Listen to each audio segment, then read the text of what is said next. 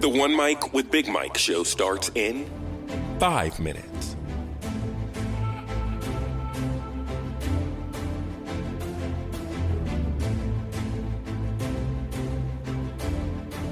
Follow the show on Spreaker.com or the Spreaker app and be a part of the show via the live interactive chat room.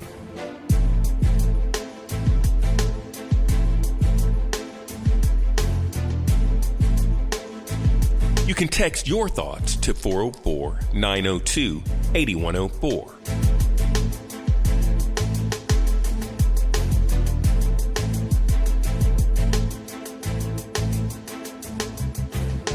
Check out the Facebook live stream at facebook.com/OneMicWithBigMike.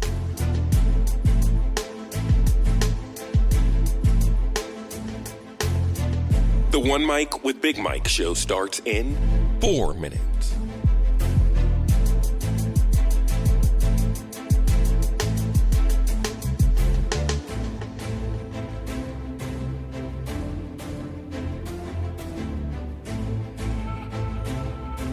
Follow the show on Spreaker.com or the Spreaker app and be a part of the show via the live interactive chat room.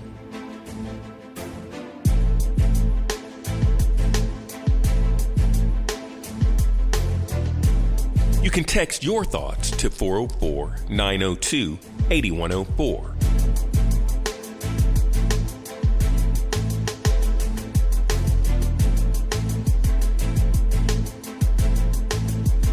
Check out the Facebook live stream at facebook.com/OneMicWithBigMike.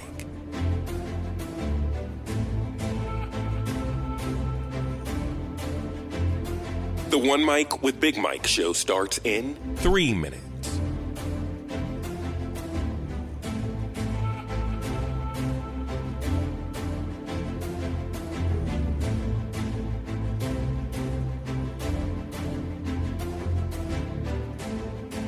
Follow the show on Spreaker.com or the Spreaker app and be a part of the show via the live interactive chat room.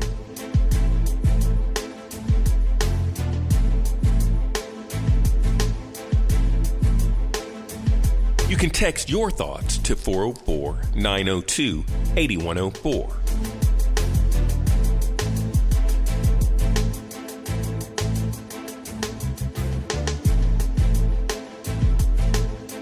Check out the Facebook live stream at facebook.com/OneMicWithBigMike.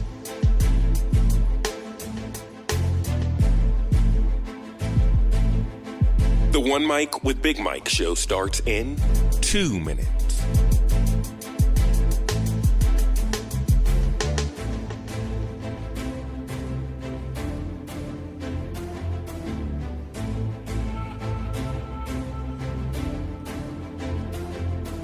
Follow the show on Spreaker.com or the Spreaker app and be a part of the show via the live interactive chat room.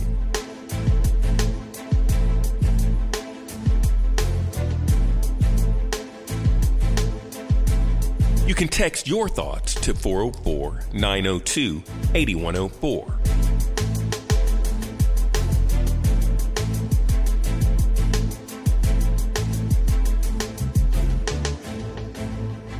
Check out the Facebook live stream at facebook.com/OneMicWithBigMike.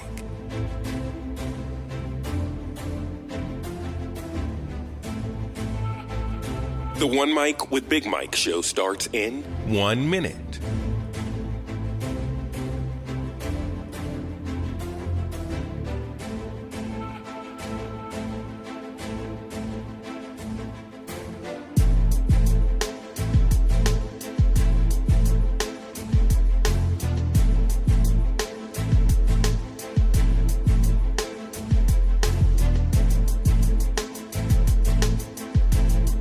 The One Mic with Big Mike show starts in 30 seconds.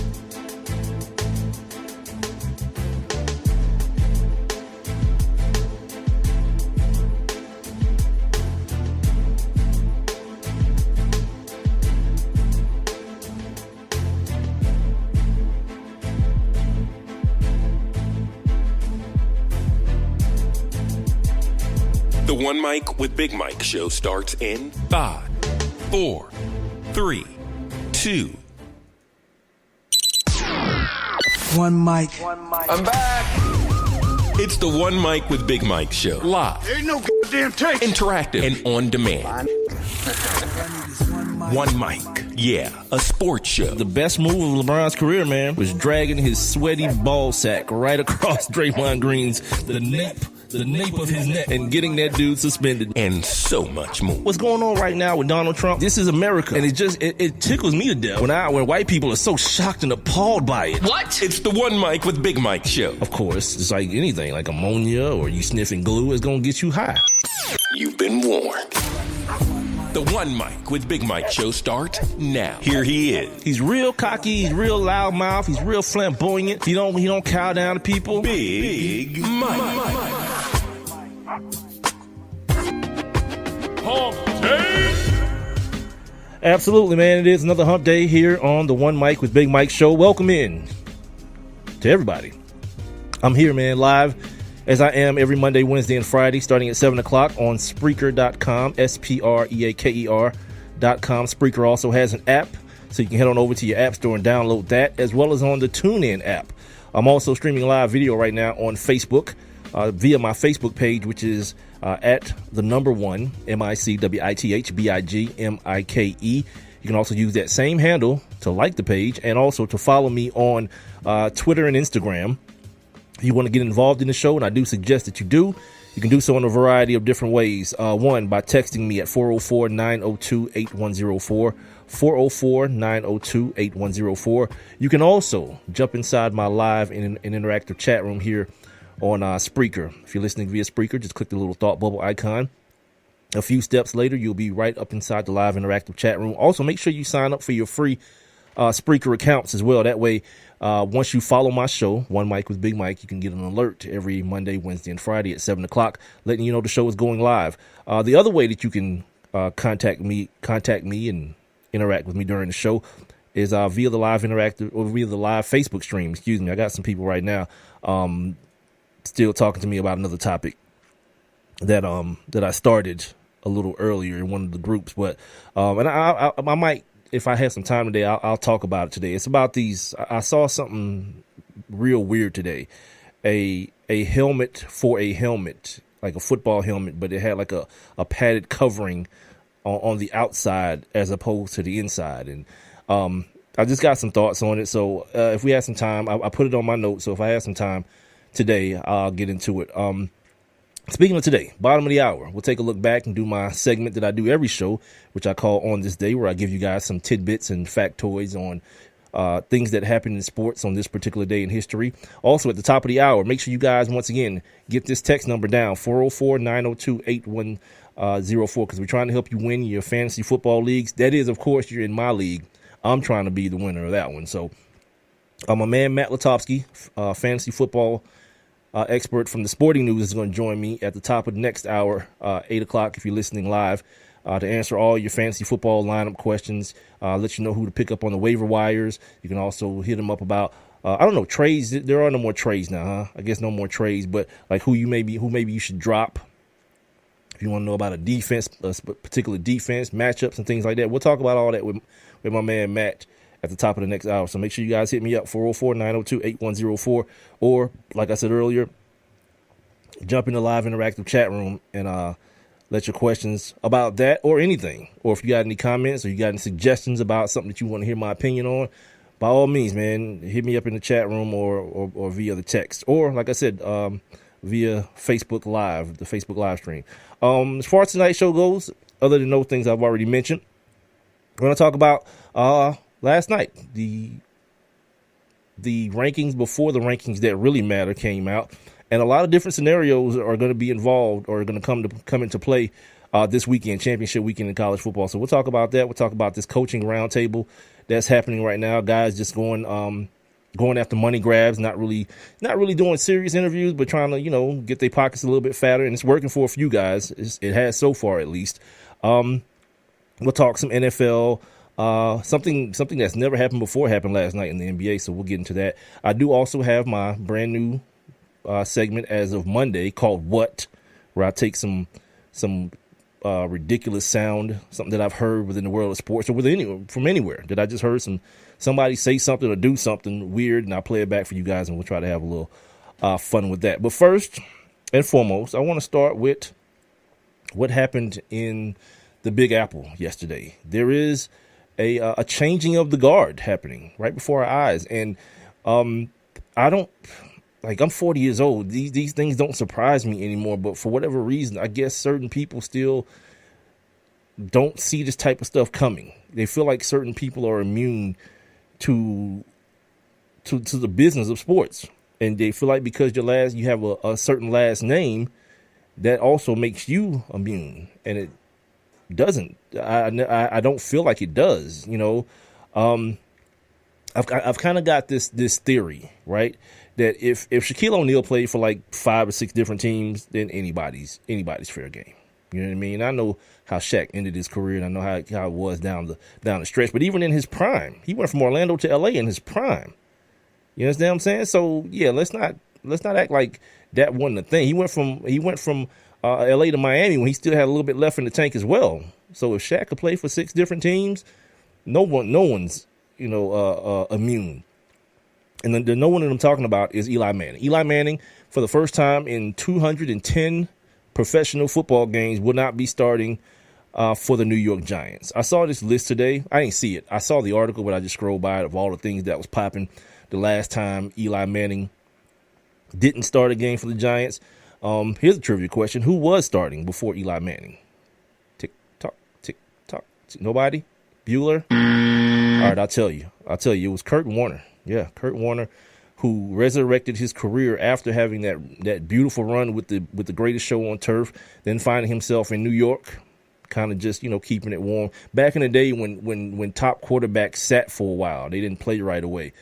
Then he ended up resurrecting his career with another Super Bowl appearance, losing to the Pittsburgh Steelers in Arizona. But yeah, he's the guy who set the table a little bit for Eli Manning. And now Eli Manning's getting benched, so to speak. He's kind of benching himself, if we keep it real. He's kind of benching himself. And I asked a bunch of you guys today on social media via my Facebook, my Instagram, and my Twitter at the number 1 MICWITHBIGMIKE.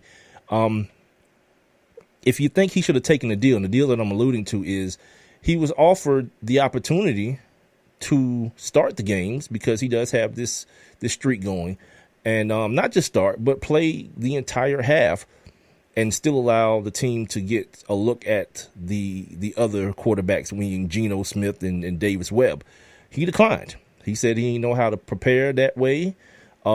He said he didn't know if it would be a half this week and then a quarter next week so that they could get Geno and Davis Webb into the game. So he kind of just declined, and he said it would in a way cheapen the streak.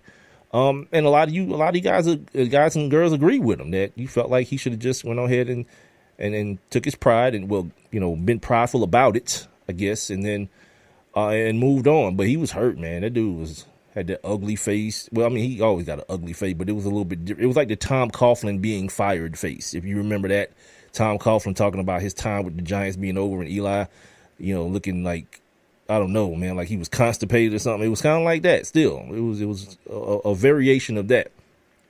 So, it got me to thinking, based on the reaction, like, how do people expect these things to end? Like, I was a much younger person when I realized these things happen in this way. I still remember when Bill Parcells told Emmitt Smith he needed him to take a pay cut, and that pay cut was going to be from $7 million a year. That $7 million would probably make Emmitt Smith the second highest paid running back or third highest paid running back in the league now. And this was in the 90s, I think, or maybe the early 2000s, maybe.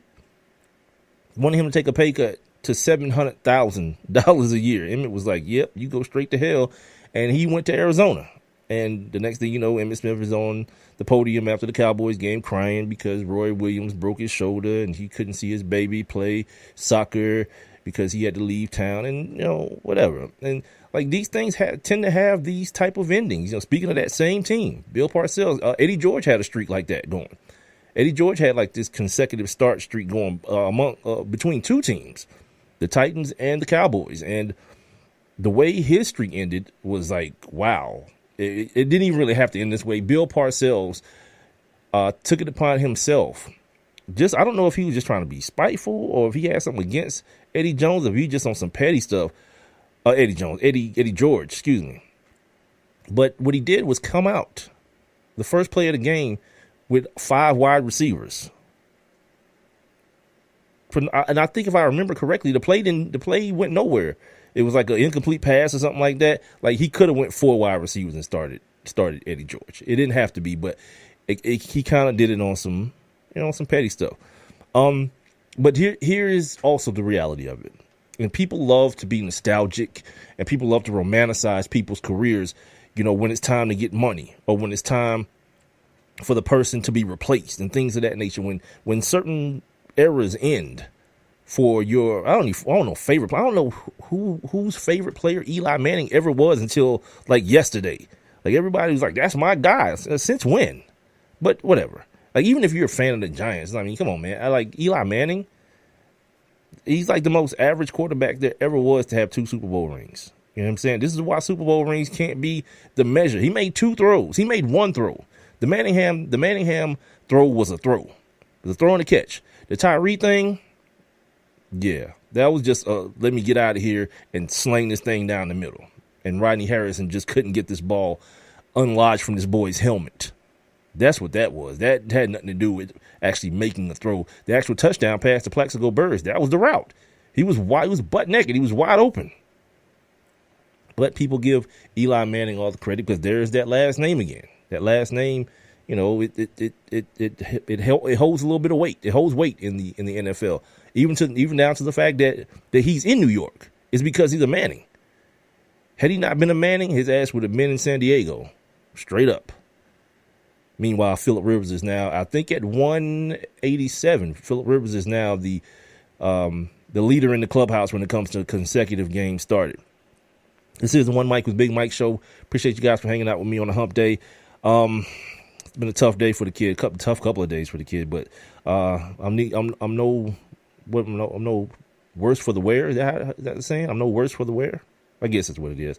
Anyway, man, tell your friends, man, that I'm here every Monday, Wednesday, and Friday on Spreaker, the Spreaker app, and on TuneIn. You can also hear me on demand on all of those platforms, as well as on iTunes, iHeartRadio, Stitcher, Google Play Music, and YouTube. I'm also streaming live video right now on the old Facebook page here at the number 1 MICWITHBIGMIKE.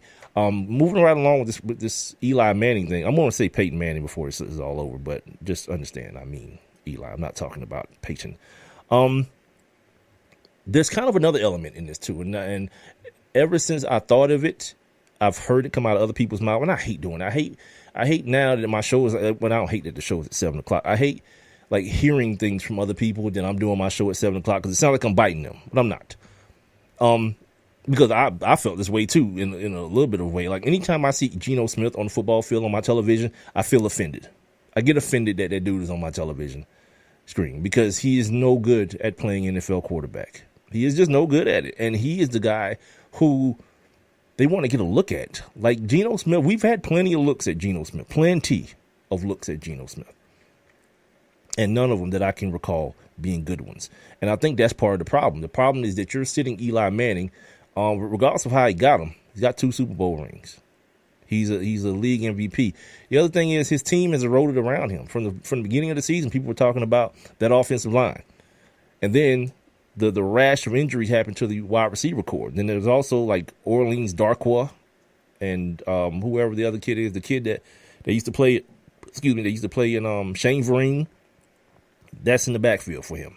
So there's really not a lot to work with. And, it again illuminates the fact that Eli Manning is only a Manning by name. You see what I'm saying? It's like, let's kind of like understand what's happening and what we're seeing happening. On the back end of this, people are making an assumption that he'll end up next year back with Tom Coughlin. As I mentioned earlier, him crying at Tom Coughlin's exit press conference. That's what you want to call it. Or in Denver, where his brother ended his career.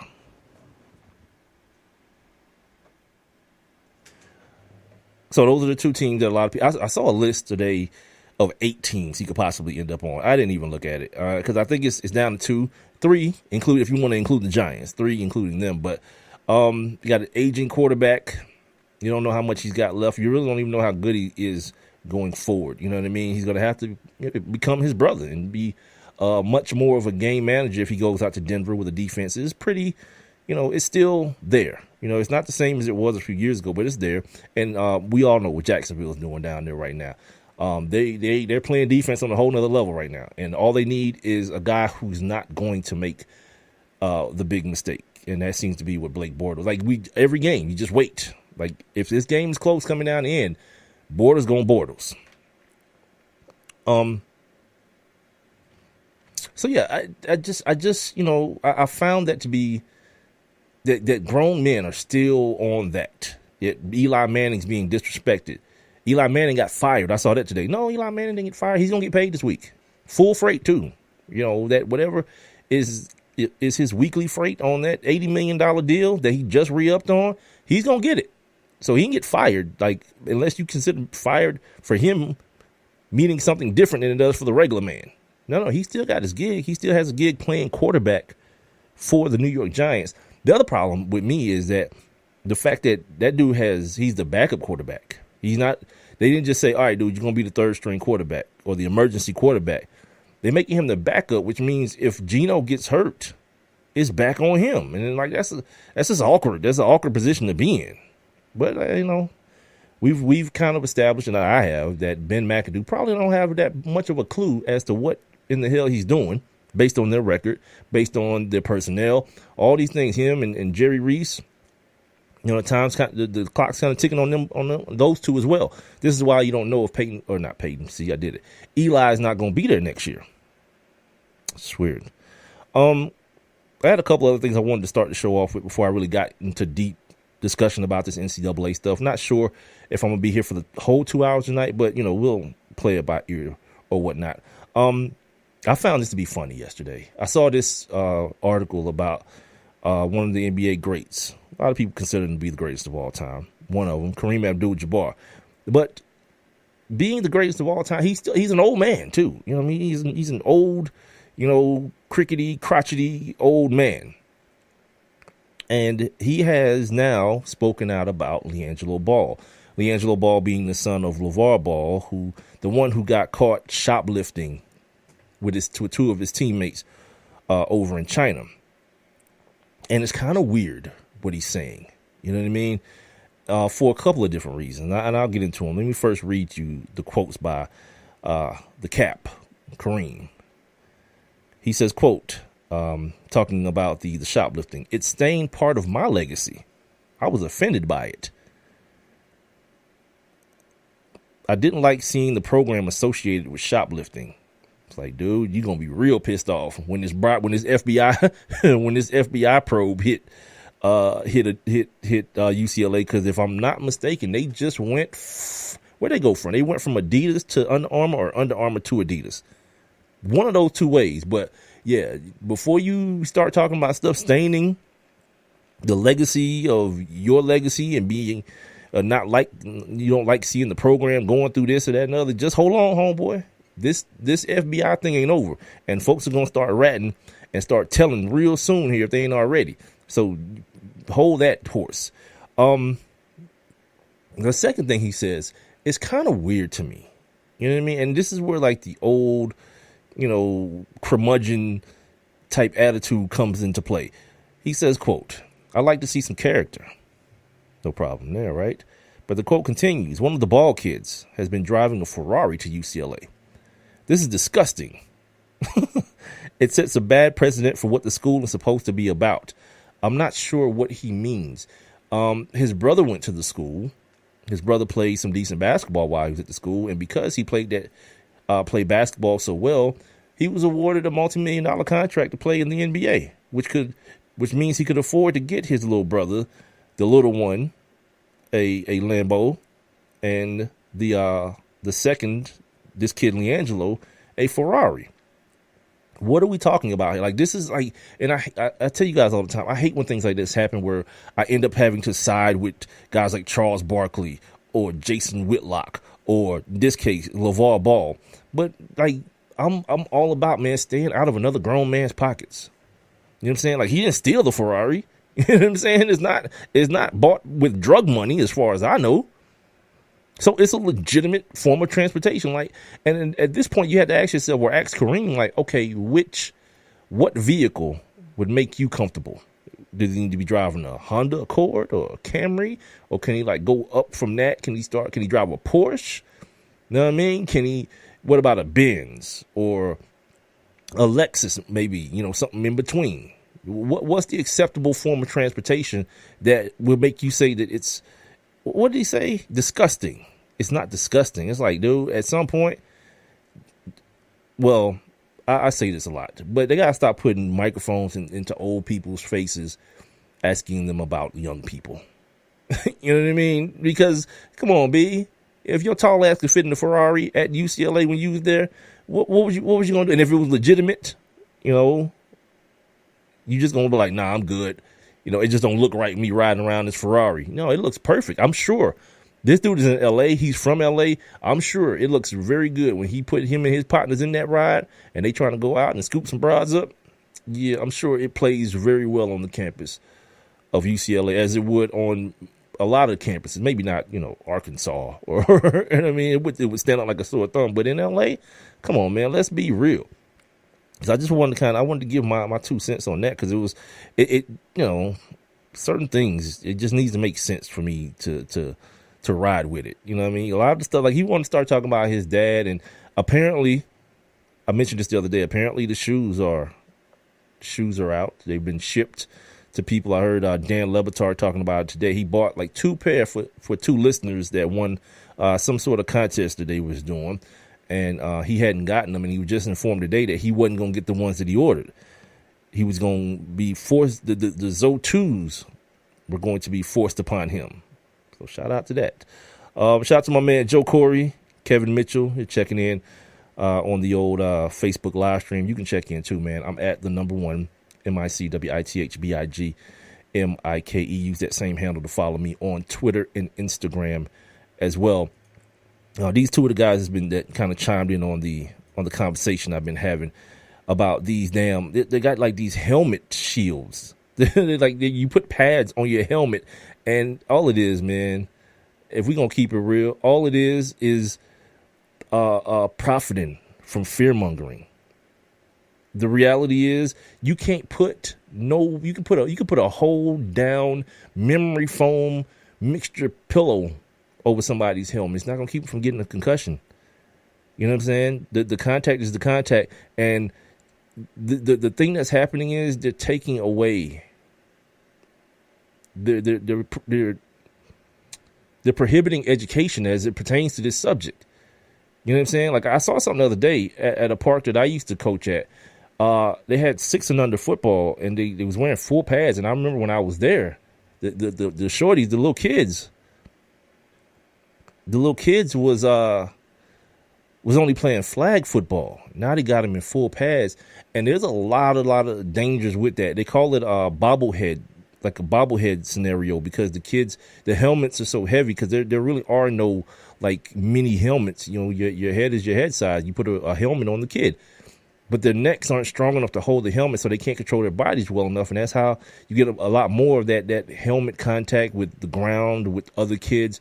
You know, what I was getting to is that there is no outer shell or cushioning that can keep your brain from bouncing off of the inner wall of your skull, which is how you get concussions, which is what leads to what doctors and scientists say leads to chronic traumatic encephalopathy, CTE. And when I see these things, you know, I'm looking at my Facebook feed right now. People are asking, you know, how much they cost, where can I get them from? You know why? Because people don't understand the science. They feel like the NFL has done a wonderful job of telling people that it's about head-to-head contact. If you eliminate the force of the blow, You can eliminate concussions. And people are saying to themselves, well, that sounds like a money grab to me. Let me just invent this cushion and call it something special, call it something scientific sounding. This one dude said, he told me I need to read the site of the product. That's how he's telling me I need to get educated, so I need to read the site. And I'm like, what do you expect the website of the product that's being sold to say? You know what I mean? It's going to paint its own product in a very, very illustrious way. Here it is. He says, read the D30 military grade protection. Yeah, it's going to protect your skull, not your brain. There is no protection for your brain. The protection for your brain is called the skull. And when your skull moves in a violent way, you don't even have to get hit in your skull.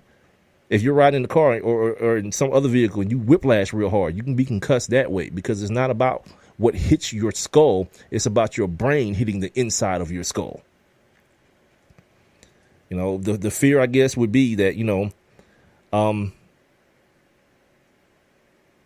the fear, I guess, is that if you educate people, they're going to make a different choice when it comes to the sport that their kids are playing, because we're talking about the undeveloped brains of children, kids. You know, what they call it, the cerebral cortex, that front part of your brain that controls like impulse and things of that nature, is much more susceptible to damage early on in your life. I think your brain is not, as a male, the male brain in English, isn't fully developed until like 24 or 25 years old. So just think about having a kid that's playing tackle football, like real life tackle football, from the age of 6 to 20. If you go to college, let's call it 21, 22 years old. You know, that's a lot of repeated blows to the head. And I will always remind people that regardless of what the NFL is pitching people, it's not those big hits, the ones that you can immediately identify. When you saw Amari Cooper this weekend, you could immediately identify that kid was concussed. He's going to go out of the game. He's going to go into whatever, bullcrap concussion protocol that they have, and then he'll come back. It's not those. It's those what they call subconcussive blows, the ones that you continuously, those like a lineman, like boom, boom, boom, boom. Those repeated ones is what builds up that calcium, that what's called tau protein. The tau protein is what they see in the brain after they cut it open after you're dead, to indicate that you have chronic traumatic encephalopathy. That's what the issue is. And as long as that remains in the game of football, which it will, you're going to continuously have, brain damage and things of that nature. And I'm not saying none of this to like scare people away from football, but I do believe that everyone has the right to be educated before they make a choice, especially when you talk about people making choices for their kids, because these things that I'm looking at, I still don't see what they're called,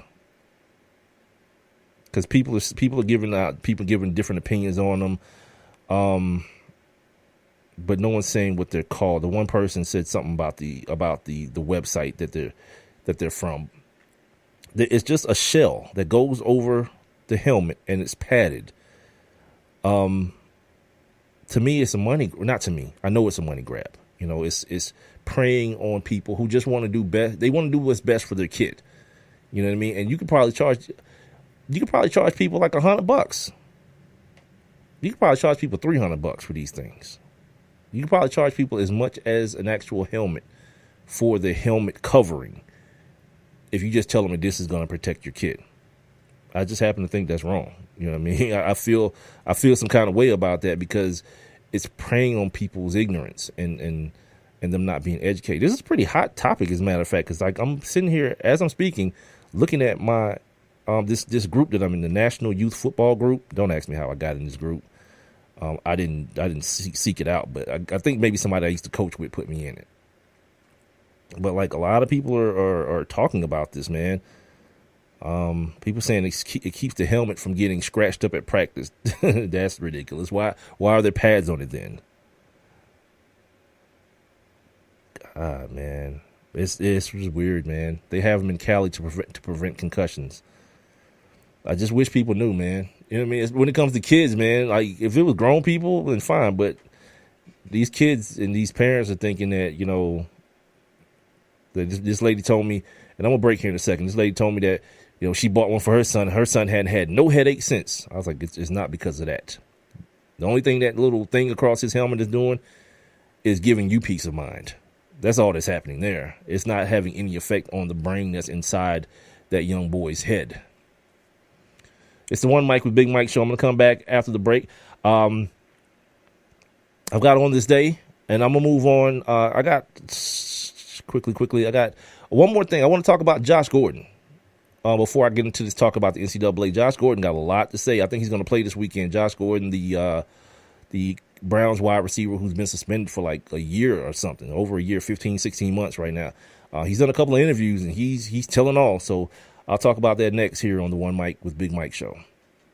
I have one question for you. Do you or someone you know run a business that could benefit from additional exposure? The One Mic with Big Mike show is currently taking on new sponsors and advertisers. One Mic with Big Mike is currently syndicated across 8 different online platforms, and your company's name could be heard and seen across all 8 as well. Let's get to work. Please send all inquiries to Mike at onemicwithbigmike.com. Thank you for listening. Thank you for your continued support. All I need is one mic.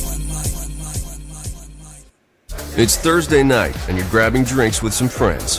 Started off with a pitcher for the table, which quickly becomes 2. There's pool.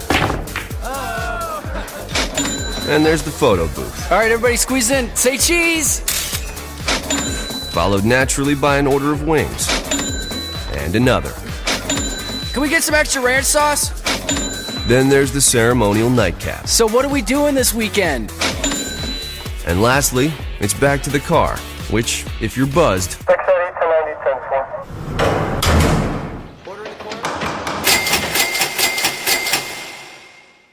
could be the most expensive night of your life. Getting pulled over for buzz driving could cost you around $10,000 in fines, legal fees, and increased insurance rates. Nothing kills a buzz like getting pulled over for buzz driving, because buzz driving is drunk driving. Brought to you by the National Highway Traffic Safety Administration and the Ad Council.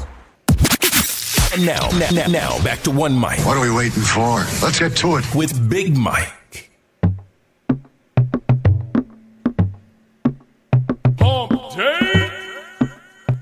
Welcome back to the One Mic with Big Mike show. Don't forget, in about 30 minutes or so, my man Matt Lutovsky, my fantasy football expert from the Sporting News, is going to join the show. So make sure you guys get your fantasy football lineup questions in by texting them to 404-902-8104, 404-902-8104. You can also jump inside this chat room that I got set up here on Spreaker by simply clicking that little thought bubble icon you see on the streaming player if you're listening via Spreaker, and it'll get you right into the chat room. You guys can also hit me up on Twitter, Instagram, or check out the Facebook live stream and leave your comments below that as well at the number 1, MICWITHBIGMIKE is the handle. I'm really sitting here reading this stuff, man. Wow. Like, people really don't know. This one dude, Demetric Favors, is saying they're proven to protect against concussions. I'm considering getting sponsored or fundraising for them next season, practices and scrimmages. That's not true. See, people are so easily to get lied to because, of course, man, we're talking about children. So you want to protect the children and you want to believe. But their independent testing in these matters is not viable. They're going to tell you these things. They're going to tell you we tested them and this, that, and other independent testing. But it's going to turn out to be one of the biggest scams in sports, pretty much ever. Anyway, man, let's take a look back real quick. Now, let's take a look back. On this day. All right. For your hump day edition of On This Day, in 1890, Navy defeated Army by a score of 24-0 in the first Army-Navy football game. The game was played in West Point, New York. Also on this day in 1962, Major League Baseball decided to return to only one All-Star game a year, beginning in 1963. You know what? I saw this earlier, and I meant to look up how many they actually had before that. I guess I'm guessing only 2, like 2 All-Star games, but still, that seems weird. One at the beginning and one at the end, maybe, or one in the middle, I should say, and one at the end. On this day in 1980, Monday Night Football was on the cover of TV Guide. I can see where that was a big deal back then. You know, football entering the mainstream consciousness, people seeing it at the checkout counters and whatnot. On this day in 1987, Joe Montana, of this time of the San Francisco 49ers, completed a record 22 consecutive passes. Was it Phil Simms? Did he break that record, or was it Steve Young that broke that record? Anyway, back to the San Francisco 49ers when they were good. On this day in 1992, the GOAT Jerry Rice caught his 100th NFL touchdown pass. Also on this day in 1992, Dennis Byrd of the New York Jets was paralyzed after a neck injury in a game against the Kansas City Chiefs. He did end up walking again, though. He ended up fighting his way back and walking again. And then, you know, as life would have it, man, that dude died in a car wreck. You know, guy who fought back, you know, paralysis, ended up getting killed in a car wreck. I don't know how. I was going to say in a routine car wreck, but I don't think it was a car wreck. And then finally, on this day in 1993, 25 years ago, man, Chris Webber, as a sophomore, or was he still a freshman? Yeah, I think he was a freshman, a sophomore at the University of Michigan. He called an infamous timeout versus the University of North Carolina in the championship game, and that was one of the most. That was a tough. I was like 15 years old when that happened. That was tough to watch. I was a big time Michigan cat. Like I got my high school idea somewhere around here. I'm wearing like the Michigan uniform. Like you can only see the top, but trust me when I tell you, I had the Michigan uniform on, man, the whole joint. And right now, as I'm looking at my television, Michigan's actually taking on North Carolina. It may be the first time since that day. Anyway, this is your Hump Day edition of On This Day. 404-902-8104. That is the text line. If you want to get in contact with me, you can also jump inside this live and interactive chat room here set up by the good folks at Spreaker. Go ahead and download that Spreaker app too from your mobile device, or from your app store to your mobile device, either your tablet or your cell phone, iPhone, Android, whatever you might be rocking. I said I want to talk to you guys about Josh Norman. Then I'll get into all this college football stuff, because there's a lot going on in college football, even though there's nothing going on right now. But there's a whole hell of a lot going on in college football as far as money's being thrown around. All right, let me find out this Josh Norman situation. Shout out to my man. I Am No Dose. How was that time out in November?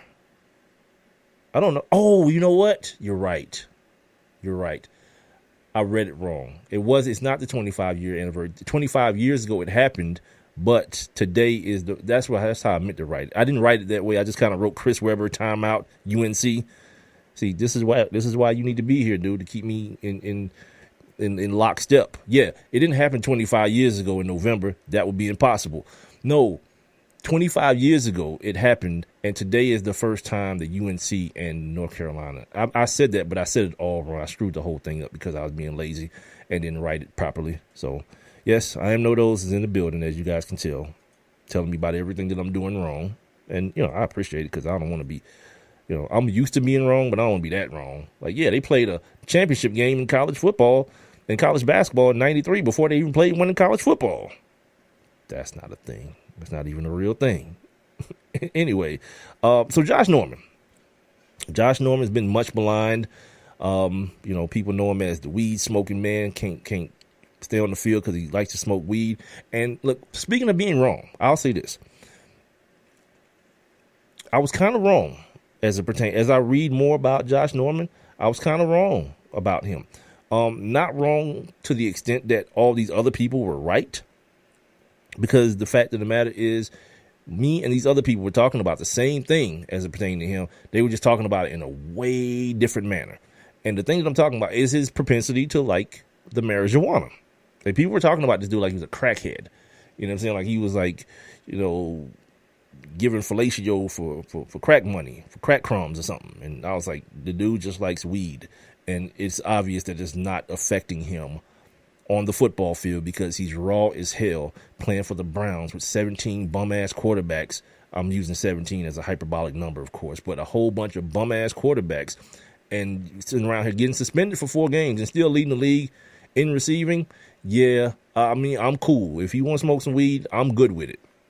And not just him, anybody, any grown person. Any grown person who, especially if you play a sport where at the end of the day, there's a chance that you might end up with brain damage at the end of it, and you're in pain all week long because of the job that you do. Yeah, if the weed is going to help, knock yourself out. Anyway, but here's where I was wrong. Josh Gordon, we talked about the GQ article that or sit down that he did. He did another one with Sports Illustrated, and it seemed like this dude is kind of purging a little bit. Like, for what I know, like watching TV about people who deal with addiction and deal with these 12-step programs and things of that nature, there is that part of it, isn't it, where you admit and you ask for you repent to people that you've offended and things of that nature.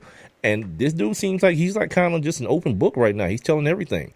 The article, like I said, is in Sports Illustrated. He talks about during his childhood how he participated in drug deals, carjackings, armed robberies, gang banging, and shootouts. So he had the whole cornucopia of illegal activity as a kid. During his junior year, I guess in high school this is, he took a bullet. And that same year, he started on that lean, that codeine cough syrup. He said the majority of his income, this is a quote too, came from, what happened to it? Came from counterfeit money. They would use $100 to get $2,000 in fake money. Then they would wash it at McDonald's. They would wash the dirty money at McDonald's, like going there, buy a $1 cheeseburger and use like a large bill, like $100 bill, to pay for it, and get like use $100 counterfeit bill and get $99 in good money back. Yeah, I had one of these Mountain Dew things earlier, so it's talking to me, these kickstarts earlier. My energy level been kind of low today. He said he started smoking weed in 7th grade and taking those Xannies. So there's that. In high school, he drank vodka from a Minute Maid bottle during class. I did that in college. I ain't gonna front. I did that in college. Like if it was like a Friday and we was gonna turn up real hard that that night, you do like the pregame, but we was like pregaming at like 2:30 in the afternoon in like geography class or whatever it was, whatever stupid class it was. 5 days after he turned 17 years old, he was arrested for felony credit card theft. He got put on probation, which meant he couldn't leave the state. That's how he ended up going to Baylor. But as we know, he got into some trouble at Baylor too. Here's the real deal that was happening at Baylor. My man said he was getting 6 pounds of weed shipped in every week from Dallas, and he sold it for a profit of $10,000. He was arrested for possession, not possession and intent to sell. So it must mean he was down to the last of it when they finally caught up to him in 2010. And he also, shout out to him, he had other people pissing for him so he can keep smoking and keep playing. So he had other people taking his piss test. Here's what else I kind of gleaned from this as well. He wasn't the only one. If you want to tell me that he was selling this 6 pounds of weed only to students and not to other football players, yeah, I got a bridge in Ellenwood to sell you. Yeah, and so that means they had to have other people pissing for them too. Like, Baylor is a crap show, dude, and had to have been for a while. This whole we're a Christian institution and all this, the first and oldest Baptist institution. Yeah. So anyway, the story winds up where he, of course, enters the 2018 supplemental draft, and then the Browns take him. And that's when things they get kind of shaky. He fails some piss tests in the league. And now he's back. He's going to play this weekend. He went through rehab and all these things. And it feels like, from what I know, I don't know a lot, but what I know about people who go through those steps of, repentance and, and admitting you have the problem and all these kind of things, it seems like he's there, man, because I've seen the reaction on social media, like, man, dog telling everything, man. But he's not telling on somebody other than himself, which, at this point, it really doesn't matter. He's just kind of like, it feels like he's kind of just clearing his plate a little bit, man. I didn't know the kid was on lean and Xannies and all that kind of stuff, because all he was getting popped for was weed. And the last time he got popped was for alcohol. He said he had a drink on the plane after the final game. And the reason, again, I'm going to tell you guys the reason that I know this is true is because if you do that, if you come out after failing a drug test for PEDs or for weed or whatever it is in the NFL, they can't disclose that information. The league can't until you say what it is and you're lying.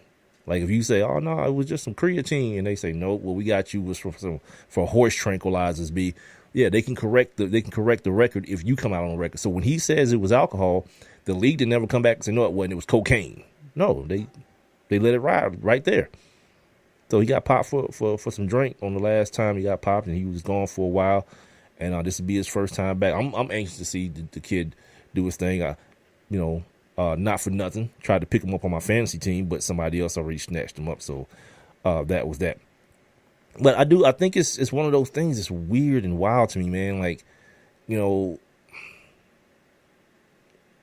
don't know. People are still talking about this dude like he's this loose cannon type of individual. And I mean, his past tells you that like he doesn't really he's familiar with violence and those type of things, but nothing he's done has shown that. You know what I'm saying? He hasn't, as a professional, he hasn't shown any propensity to violence or anything. He's just a dude that kept getting popped for weed.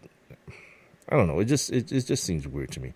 Anyway, man, 404-902-8104. You're going to need that number, man. My man, Matt Lutovsky, coming up at the top of the hour in about 15 minutes to talk to us about some fantasy football and get us straight for week, 12, 13, something like that, to get us ready for another week. I'm in 4th place in my league right now, so I'm trying to at least stay there and move up a little bit. I'm tied with a bunch of people below me that I've already beaten that have the same record, which is why I'm on top of them. But we gotta do some things. We gotta make some moves and get busy. I got some people in my league that are hoarding quarterbacks and stuff, so I got to go with guys like Case Keenum, who's been playing well.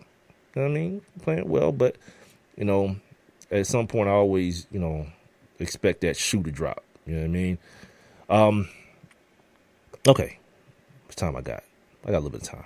NCAA football is going on right now. These people are stupid. Anyway, NCAA football playoffs, the college football playoff rankings came out yesterday. The last ones before the ones that matter. Oh, I am no those. Oh, you were right yesterday. Here's something else I was wrong about. This kid from UCF. His name is Shaquem Griffin. He is an outside linebacker. I don't know where I got corner from. Someone said that, or maybe there's a corner somewhere in college football with one hand, but that's not this guy. This guy is an outside linebacker. Player of the year in the Atlantic American Conference, the AAC or whatever it is. Yeah, so I was wrong about that yesterday, and I wanted to make sure I brought that up today. Okay, so let's talk playoffs. Bunch of different scenarios going to be at play this weekend. It's definitely not a play. What is it? What did they keep saying? It's not a win and you're in type scenario for everybody. We got championship games galore. The ACC is going to see number 1 Clemson take on number 7 Miami. In the Big 12, we got number 3 Oklahoma taking on number 11 TCU. In the Big 10, number 4 Wisconsin taking on number 8 Ohio State. In the Pac-12, we got number 10 USC taking on number 12 Stanford. And in the SEC, of course, you got number two Auburn. Auburn was like number 19 at the beginning of the month or something like that. They're taking on number 6 Georgia. So as you can see, if Clemson wins, of course they're in. They're number 1. If Oklahoma wins, probably they're in. In the Big 10, Wisconsin beating Ohio State. I'm talking about all the higher seeded teams right now. You got USC, they taking on Stanford. They're at number 10. It's a good chance that the Pac-12 won't get any representation if things kind of hold the form. And, of course, the SEC champion is definitely going to get in, whether it be Georgia or Auburn. But here are some other little hiccups that we can see within this scenario this weekend. Number 7, Miami, right? They've already lost to Pitt. Now, if they can beat Clemson, they'd have wins over 3 top 25 teams, Clemson, Notre Dame, and Virginia Tech, and an ACC championship. That should be enough even at number 7 with the championship to get them in.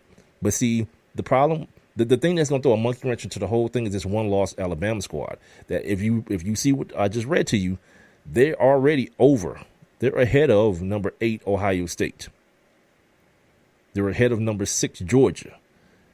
They're ahead of number 7 Miami. So they're going to need either number 3 Oklahoma to beat TCU, or to, lose to TCU, or Wisconsin at number 4, of course, to lose to Ohio State. And because they're already ranked ahead of them, that might push Alabama. Like I said on Monday, like this whole notion that Nick Saban is just crying wolf and he's got, bitter beer face about his team not being in his championship game, even though he already said if you don't win the championship, your conference championship, you shouldn't be in the playoffs. Well, I mean, we all are like that. We all kind of have different perspectives when we're in the meat grinder. You know what I'm saying? And now it's his turn to be like, well, I said that about Ohio State because I don't coach Ohio State. I coach Alabama. We lost one game to what is now the number 2 team in the country. Yeah. Or the number 2? Yeah. In the country. We deserve to be there. And we play in the SEC. Although, we'll talk about the schedule here in just a second. The Big 12 and the Big 10 championship. That could throw a little monkey wrench to everything as well. Oklahoma. They're 11-1. And they won at Ohio State early in the season. You remember that? But in 2017, the Big 12 has brought back their championship game. That's big for them. So it ain't just this round robin situation. Now they actually have a championship game like the rest of the conferences. Now Oklahoma has to beat TCU for the second time in a month. If TCU wins this game, it could throw everything up in the air because the Sooners, as currently placed, they got wins over Ohio State, like I already mentioned, number 11 TCU, like I just mentioned as well, and over number 19 at the time, Oklahoma State. People are going to look down on them because of their defense. People like Baker Mayfield, but their defense is kind of boo-boo. The other part about this is they've got one loss. If they lose, they'll have 2 losses. Auburn has 2 losses, and they're playing for a championship. And it's going to be interesting to see how that, it's the SEC championship. There is going to always be that SEC bias, no matter what people down here in the South want to say. This is going to be there, and Auburn is going to take advantage of it if they win. They'll be a champion. They would have beaten the number 1 team in the country 2 weeks in a row as well, right? Well, not 2 weeks in a row. Sorry, 2 out of 3 weeks with Georgia. And then they played some poop butt the next week, and then they played Alabama in the Iron Bowl. Now Wisconsin. Undefeated Wisconsin, sitting there finally cracking the top 4. But they have no room for error. They only got 1 win over a top 25 team, and that was Northwestern. Sorry, that ain't going to do it. They've got to beat the Buckeyes. That'll give them their 2nd win over a top 25 team. And the fact that they're coming out of the Big 10 and being undefeated, may get them to squeak in to this Final 4. People are still going to be clamoring for Alabama with that one loss, though, because just vis-a-vis the eye test, right? If I said who's better, Wisconsin, if you've seen them play, Wisconsin and Alabama, most people, even if they hadn't seen them play, the reputation could stand out here. Whereas people would just say Alabama. Who would you rather see on television? Most people say Alabama. That might help them because this system is still imperfect as hell, right? It's still like rickety as hell, and you still got to deal with the human element and who people think. Curve Street, they keep playing on ESPN. It's about the best 4 teams in college football. That's what it's about. Not necessarily, the team with the best record. Because if that's the case, Central Florida hadn't lost a game either. Just saying. Then you've got Alabama and Ohio State. How do you work that out? Ohio State beats number 4 Wisconsin. But Ohio State also has a 15-point loss to Oklahoma and a 31-point loss to Iowa. Oh, if it beats Wisconsin, it will be 11-2. Still, there are those 2 losses, but they will be the Big 10 champion with a win over number 4 Wisconsin, a win over number 9 Penn State, and a 45-point win over Michigan State. So they got some quality wins in their belt, as opposed to Alabama, who's only got 3 top 25 wins. Number 17, LSU. Okay. Number 23, Mississippi State. And the big one, and I say that facetiously, number 25, Fresno State. That is the Alabama resume. As you look at it, if it's not Alabama, let's switch it up. Let's make them Wisconsin and make Wisconsin Alabama. It's kind of the same thing. The only difference is Alabama won't be playing for a championship. They played a pretty damn weak schedule, man. And if they don't get in, Nick Saban don't really have a gripe. He's got to blame it on that. Ohio State, they got better wins, right? And a conference championship if they beat Wisconsin. So that is going to outweigh, of course, the blowout loss in a debate. Is going to outweigh that blowout loss that they had in a debate with Alabama. If both Ohio State and TCU wins, though, we might see Ohio State and Alabama in the playoffs again. Imagine that. There's a lot of teams here that we're going to be able to look at head-to-head matchups with. I'm going to try to get my guy Bill Bender on Monday. You know, the national college football writer from the Sporting News, to kind of help us sort all this kind of stuff out. Because I'm going through this article that I highlighted today, because this is how I get my education. It's a lot of stuff, man, to really eat and digest. Okay, so TCU beats Oklahoma, and Ohio State beats Wisconsin. Right? The Sooners and the Buckeyes would both be 11-2, with a loss to a top 10 team and a loss to a 7-5 team. Ohio State would own a conference championship, though.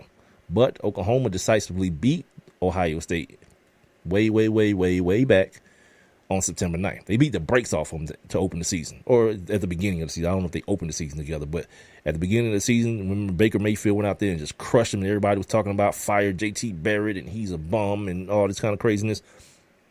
Now, their resumes would be relatively even. TCU would also be 11-2, but they'd have a split against the Sooners and a Big 12 championship. So they would have lost to Oklahoma, and beat them for the championship, though.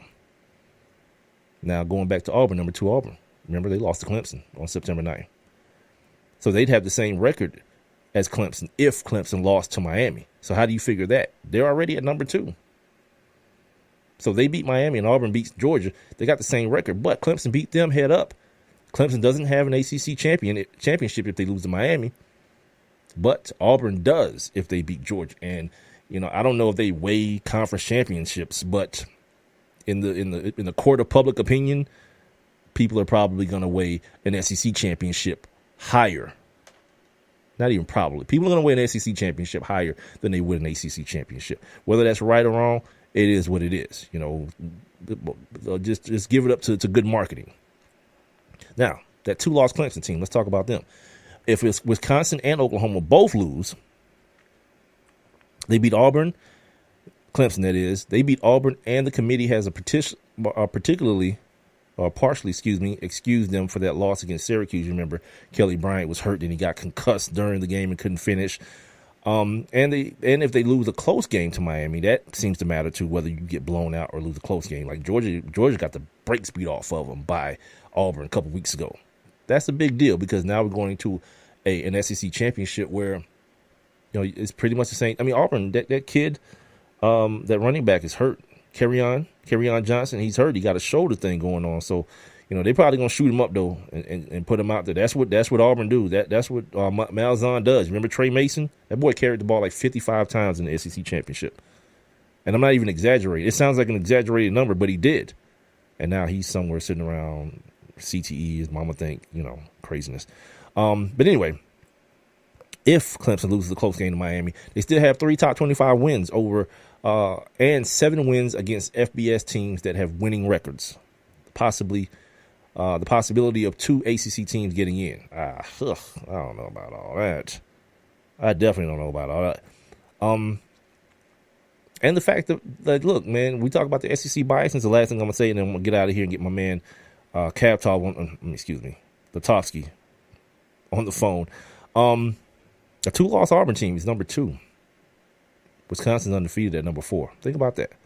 So think about an Auburn loss.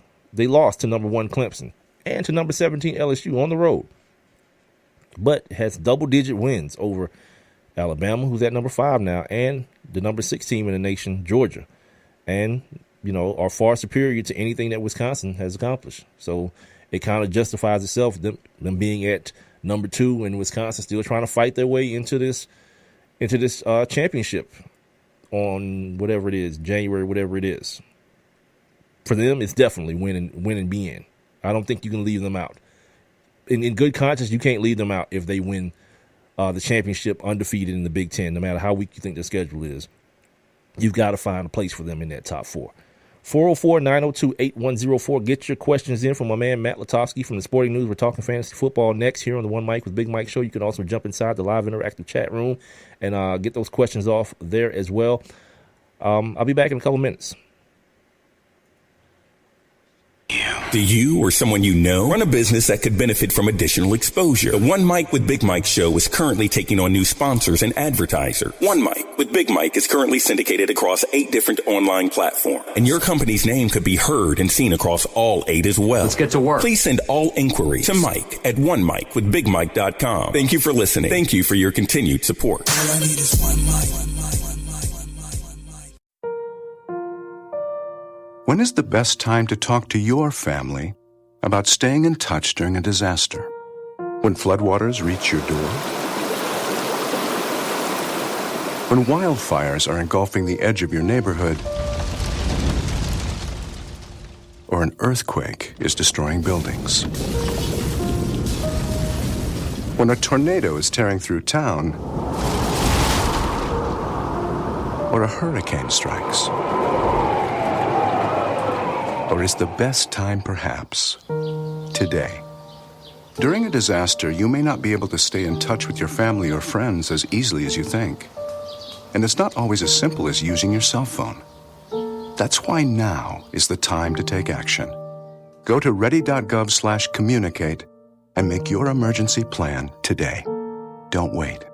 Communicate. Brought to you by FEMA and the Ad Council. One mic. I'm back. It's the One Mike with Big Mike show. Live, Ain't no goddamn tape. interactive, and on demand. One Mike. Yeah, a sports show. The best move of LeBron's career, man, was dragging his sweaty ball sack right across Draymond Green's the nape of his neck and getting that dude suspended. And so much more. What's going on right now with Donald Trump? This is America, and it tickles me to death when white people are so shocked and appalled by it. What? It's the One Mike with Big Mike show. Of course, it's like anything, like ammonia or you sniffing glue is gonna get you high. You've been warned. The One Mike with Big Mike show starts now. Here he is. He's real cocky, he's real loudmouth, he's real flamboyant. He don't cow down to people. Big Mike.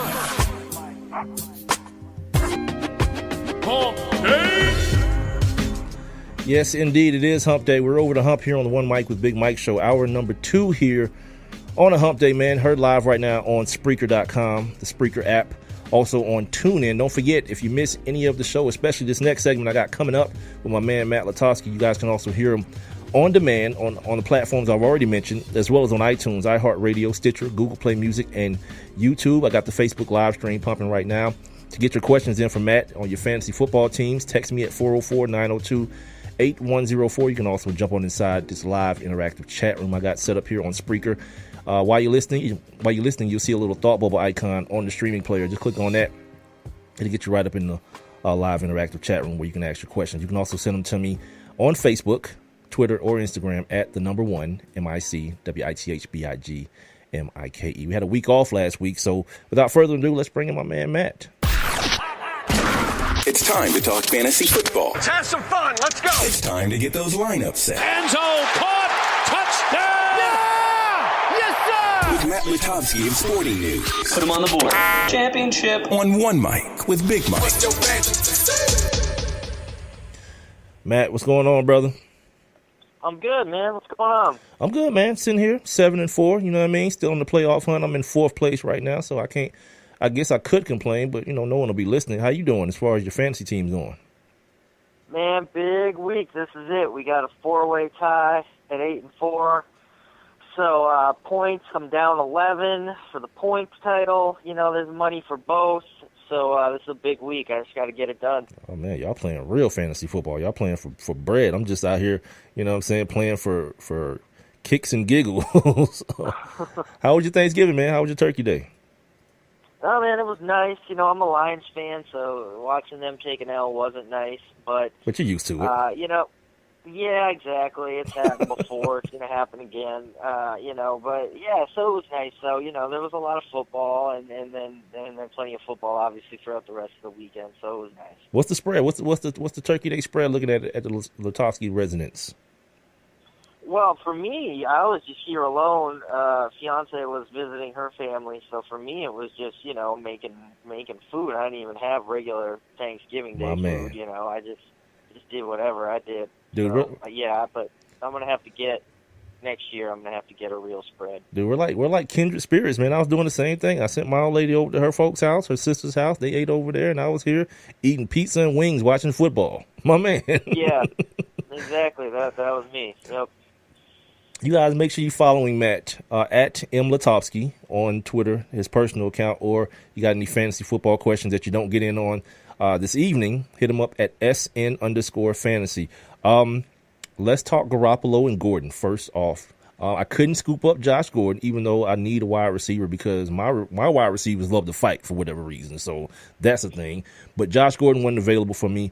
I didn't get a chance to ask you or any of my other fantasy guests about him, but let's talk about him. Let's talk about Jimmy Garoppolo. They'll both be playing this weekend. What do you see the outlook on those guys being? For Gordon, I don't know. I don't feel good. I mean, 2.5 years is a long time. Yeah, and he's clean, too. The Browns. Yeah, he plays for the Browns. I mean, Corey Coleman's there. He's kind of established himself. There's only so much offense to go around on that team as it is. We just don't know. And then you look at the matchup this week, it's not favorable either, going against the Chargers, who have been really strong against wide receivers here lately. So, I know people, if you got them, you probably want to play them. You made a point to go out and get them ahead of the rest of your league. You think you're smarter than everyone, and you're going to play them. Hey, I probably can't talk you out of it, but I mean, I don't know. I'm not optimistic about this week, and we'll see going forward. I think they have a good matchup week 14, if I recall correctly. They play the Packers, but other than that, it's a pretty tough schedule. So I don't know how much use you're going to wring out of them, but I guess if nothing else, worth having on your team so no one else has them, just in case it's 2013 all over again. What about Garoppolo?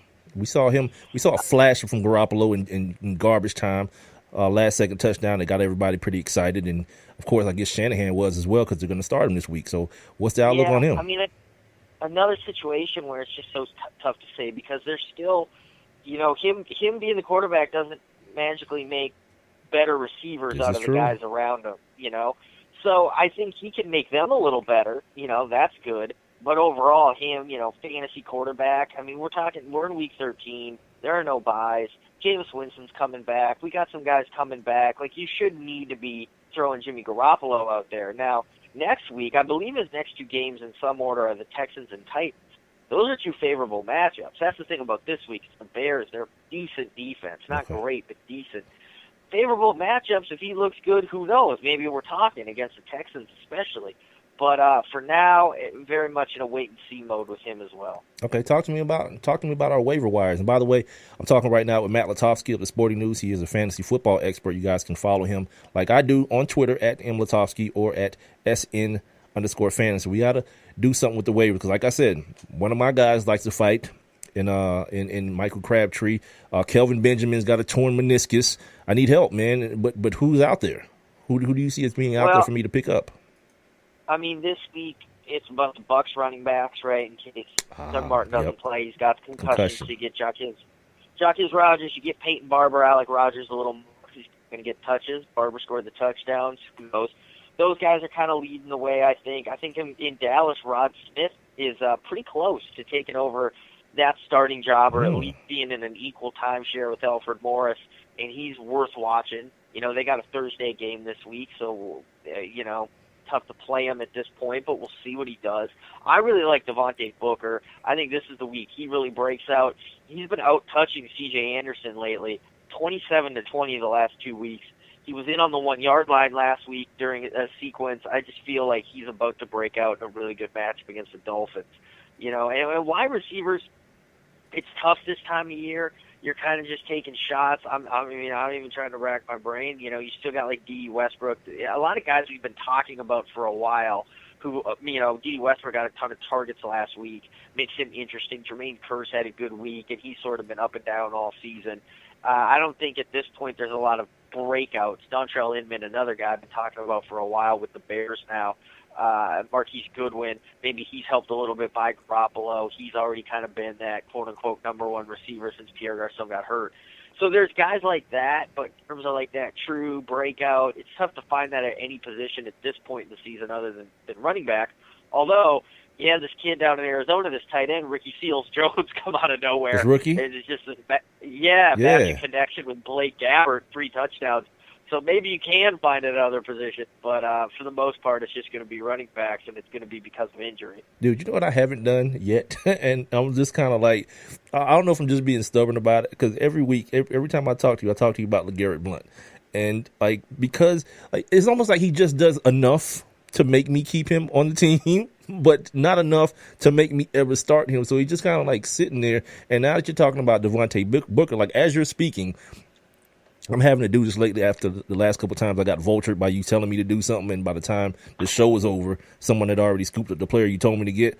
So as I'm sitting here looking at Devontae Booker, the only player I have to drop is LeGarrette Blount, or maybe Tariq Cohen. If I had to go with either one of those guys, who goes for Devontae Booker, if any one of them goes? I'd drop Cohen for Booker. Not I Blount? think that's a good move. Yeah, Not Cohen. Blount. No, look, LeGarrette Blount, man, that guy's like herpes. He just keeps hanging around. You can't get rid of him. Lifelong. No. But Cohen, man, I think, you could drop him at this point. Okay, that's done. Done and done. Where was I at? Okay, so as we do every week, we talk about the guys with the best matchups. Other than, of course, the Brady's guys that you have to start, but who guys who just have such good matchups that if you have them, you need to start them. Well, I think the guy that really let people down last week but is due for a bounce back this week is Jordan Howard. I mean, it really was about as bad as it could get last week with not only a good run defense, but a team that just got out to a huge lead, so the Bears didn't run as much, to the team with one of the worst run defenses in a game where it should at least be competitive. And, the Bears have proven that they will try to run the ball as much as possible when it makes sense for them to do so. So I really like him this week. I think Jordy Nelson has a bounce back week too.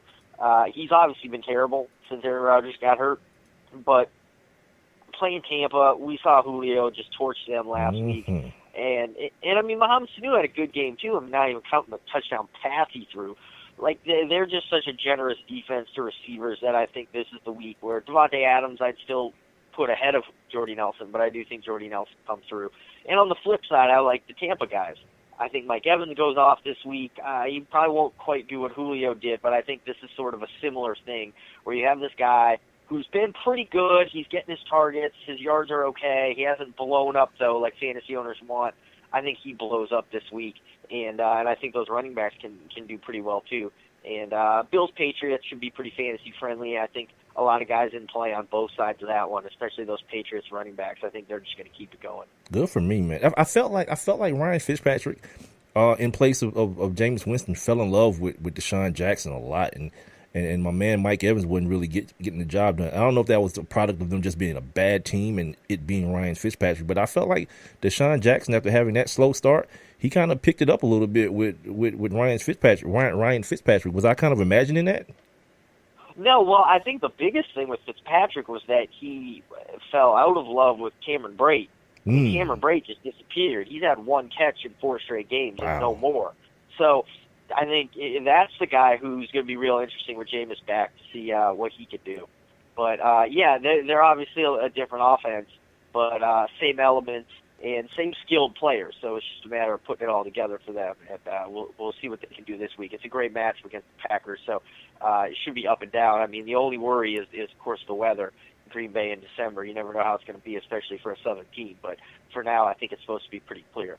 On the line right now is Matt Lutovsky, fantasy football expert from Sporting News. We're going to get to your fantasy football lineup questions in just a second. If you still want to get some in, text them in at 404-902-8104 or jump inside my live interactive chat room here on Spreaker and tell us the player and the team that they're playing and the choice that you have to make versus another player in that and whatever team. they're playing. Are there any just terrible matchups other than the ones you already mentioned that if you have an opportunity to start another player, you should choose that other player? Well, I think this one isn't necessarily the matchup as much as the situation, but it's anything Seattle running back. Like, I'm done. Everyone should be done. Just stop. True. Quit trying to make that happen. I don't care if it's Eddie Lacy, if it's Mike Davis, if it's J.D. McKissick, whatever it is. We all just need to quit, knock it off with that, because clearly they don't take it seriously, so we shouldn't either. So I think that's a bad one. I think T.Y. Hilton would not start him this week against those Jaguars corners. They shut him down the first time they played. And I think it'll be more of the same this week, especially with that game in Jacksonville. The tough one, too, for some of those Bengals guys against Pittsburgh. I'd still play A.J. Green. I'd still play Joe Mixon. I think the tight end Tyler Kroft has really come on as of late and really helped out fantasy teams. I think this is a tough week for him, though, that you need to watch out for. And the same, I mentioned him earlier, Ricky Seals-Jones.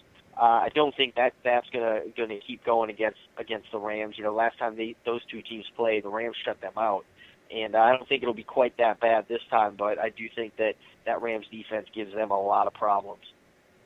Okay, well, Tariq Owen is now a free agent as of just this very minute. Now I got to ask you defensively. I've got Minnesota defense. As you can see, I'm being very selfish tonight.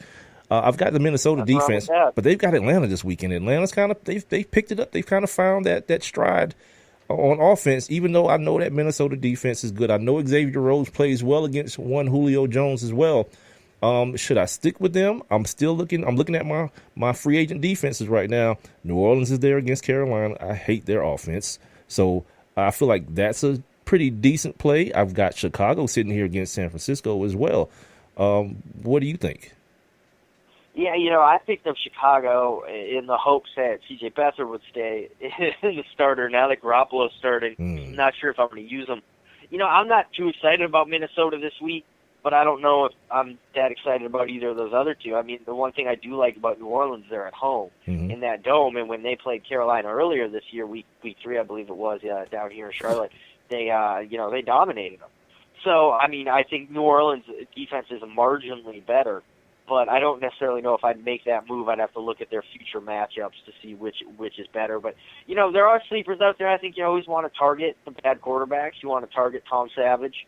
If Tennessee's out there, you might want to target that Broncos Trevor Siemian situation. What about Dallas? And you may even want to target Geno.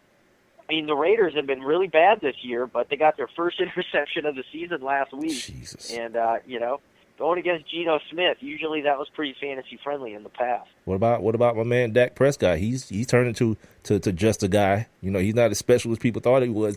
Now that Zeke is gone, they got Washington this weekend. What about that defense? I do. I like them. Washington's been pretty consistent all year. Like, they haven't been spectacular, but they've been pretty solid and consistent. They're trending the right way, and obviously Dallas is very much trending the wrong way. So, yeah, if it's just a which one, Washington or Minnesota, this week I would take Washington by a little bit. Okay. You know what I might do? I might pull one of your numbers. Just get both of them and just like keep them on the roster for the rest of the season. See how that works out. Yeah, it ain't gonna hurt. Yeah, you play those matchups at the end of the year with defense. Definitely. The way to do it. All right, let's move on here. I'm talking right now with Matt Lutovsky. He's at M Lutovsky on Twitter, and also for your fantasy football advice at SN_fantasy.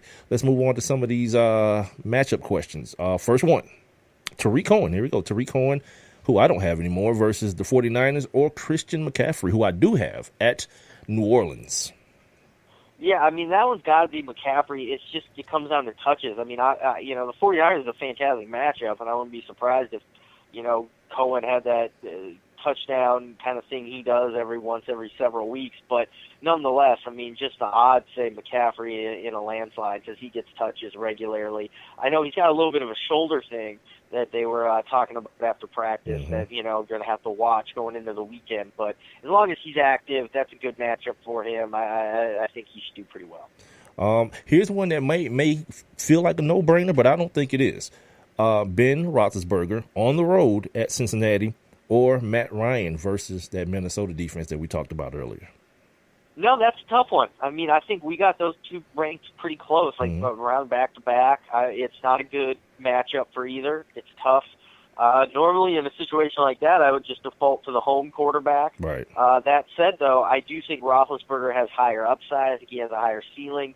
They both have an A-plus number one receiver that can make plays for them. I just think what Roethlisberger has is some of the secondary players. We don't know if Smith-Schuster's going to play, but nonetheless, I think he has a little bit more secondary players, role players. Seems like he's going to have to air it out a little bit more, too. So for that reason, I go Roethlisberger, but I really do think that's very close. Here's another one for you. Adrian Peterson versus the L.A. Rams, or Marshawn Lynch, two old guys, versus those New York Giants. Yeah, they are. Two guys I'm not that excited about in general, but this week I like them both because the matchups are really good for both. I would pick Lynch, though. I just think if you look at that Raiders situation this week, it really is one that would lend itself to more running the ball. You know, you lose your top two receivers. I assume Mark Cooper's going to be out. We know Crabtree's out. So it just seems like, yeah, they're going to have to run the ball more. And Lynch looked really good last week. I believe it was the most total yards he'd had all season last week. So I do think this is a pretty good spot for him. What'd you think about that Amari Cooper play? You know, I saw it and I saw it again, and I'm kind of biased about this. I kind of lean defensively, but I felt like he concussed himself. I didn't feel like the hit concussed him. I felt like the cowering at the point of the contact is what concussed him. How did you see it? Yeah, I mean, maybe it was obviously a pretty vicious play. It happened in real time, and it's always tough for those to try to figure out who could have done what a little differently, or did this guy duck at the last second, or was if there's a stumbles involved, how that affects things. They also said he dinged up his ankle on that right play too, same time. I mean, it's just a bad situation all around. But look, I mean, if we're gonna pick on a Raiders receiver, I think we pick on Crabtree before Cooper. Oh yeah. After last week. Oh yeah, Mister. You can't have my chain. He taped it to his body. Somebody said it to me on the show Monday, and I didn't understand what they were saying until afterwards I read that. Like, my man came out there ready. He came ready to rumble. Like, I'm going to tape it to my body so he can't snatch it. He still snatched it. So there's that. Yeah, he still snatched it. Just straight Debo'd him and took the chain again.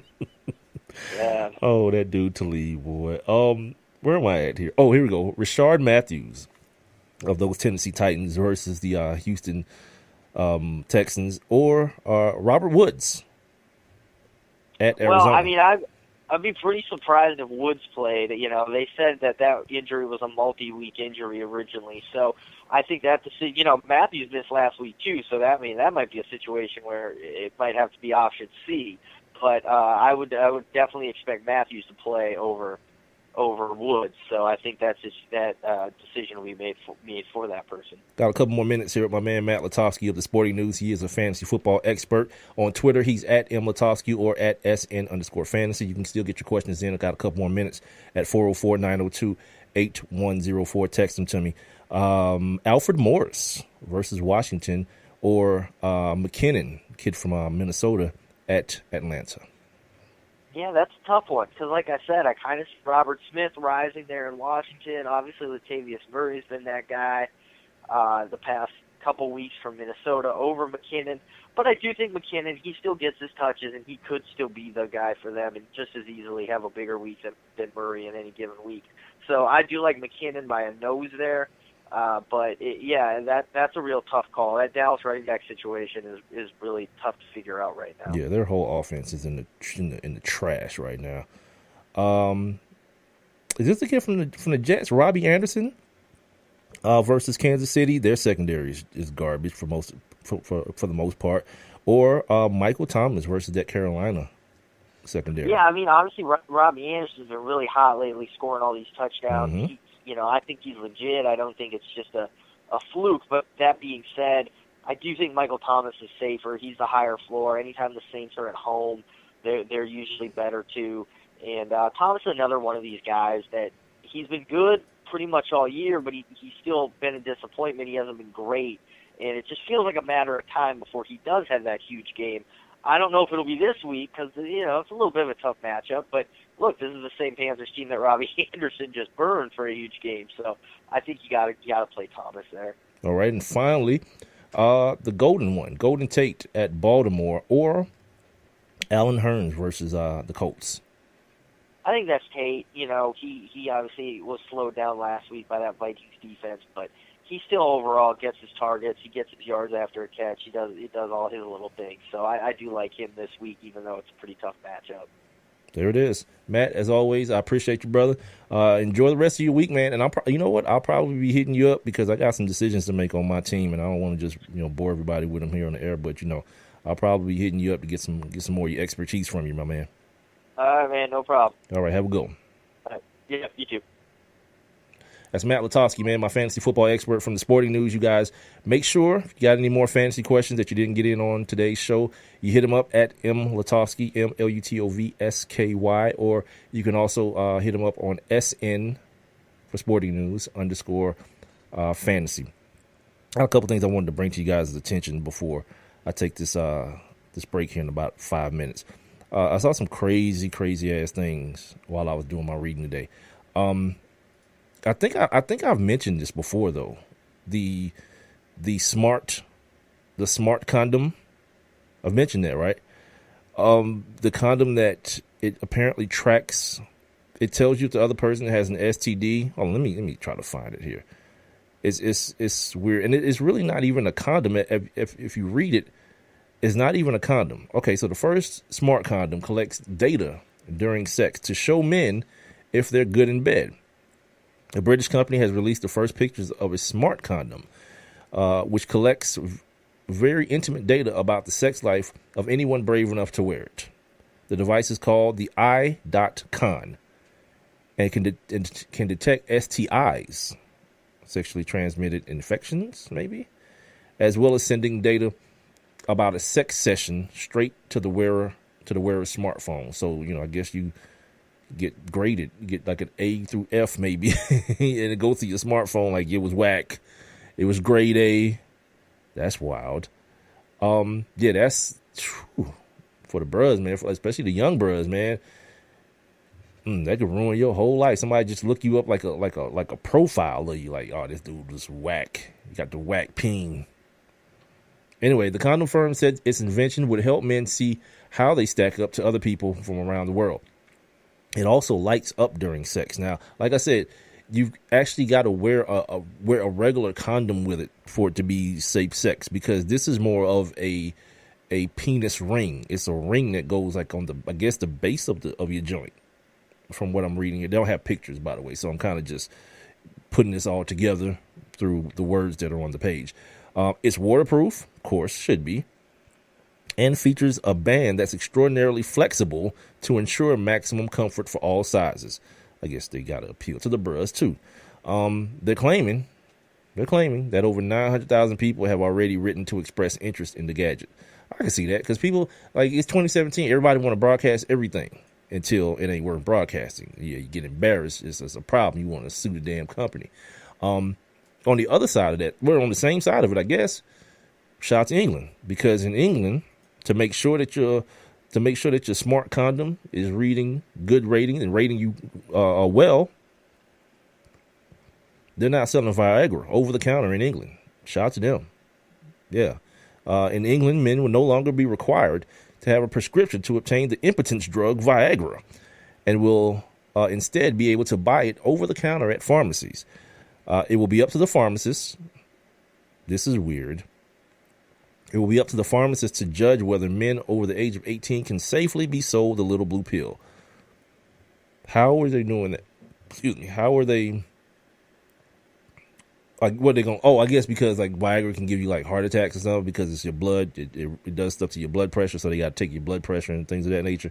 I'm hoping that's what it means. I hope they don't mean like, show me that you can't get it up. That can't be a thing. That can't be a real life thing. Anyway, let's take a break. Last break of the show. I want to come back, I was going to do it during this segment, but I'll do it after the break. My new little segment called What? It's a doozy too. So we'll do that after the break, man, here on the One Mic with Big Mike show, live every Monday, Wednesday, and Friday on Spreaker, the Spreaker app, tune in, and of course on Facebook Live at onemicwithbigmike.com. You can also hear the show on demand on the outlets I've already mentioned, as well as on iTunes, iHeartRadio, Stitcher, Google Play Music, and of course YouTube. I'll be right back.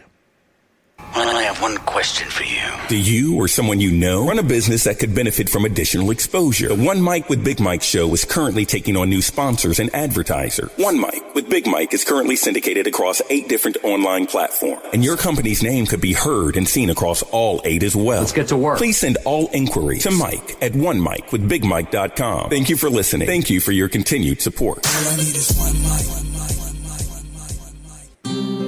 Hi, I'm Layla Ali. I might be undefeated in professional boxing, but there's one problem even I can't fight alone. Childhood hunger. Over 17 million kids in America may not know where their next meal is coming from. That's 1 in 5 children. Yet billions of pounds of surplus food produced right here in America just get thrown out every year. That's more than enough to feed every last hungry child.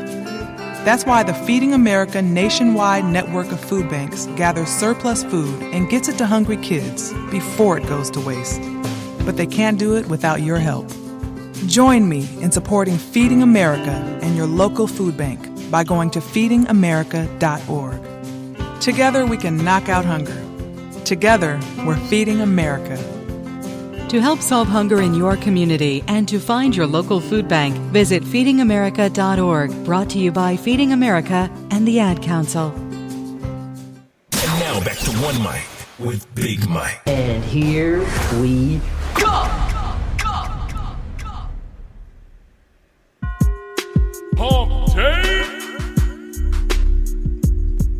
Almost time to bounce, man, here on the One Mic with Big Mike show. I did this thing. You guys can check it out on my Facebook page at One Mic with Big Mike on Facebook. It's like a test to see how well you know the rules of the NFL. It says, are you smart? Are you as smart as an NFL ref?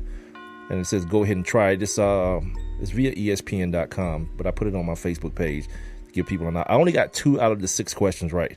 And it's so bogus because like two other ones, I could have got 4 out of 6, but I didn't do what you're supposed to do, man. Like, go with your first gut.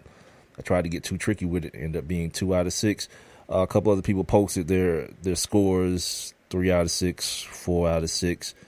I'd be interested to know like which ones these guys or girls missed on as well. I also have a poll question up on my Twitter page at One Mic with Big Mike on Twitter about Eli Manning, because as I mentioned at the beginning of the show, Eli Manning had the opportunity to start these games because he does have that Iron Man streak, as they call it, going of 210 games. He had the opportunity to start, the option to start the game and play the first half of every game to keep his start streak going, and he declined. I just want to know how you guys felt about that. If you felt like he made the right choice as to not accept the offer to continue his start streak, or if he made the right choice to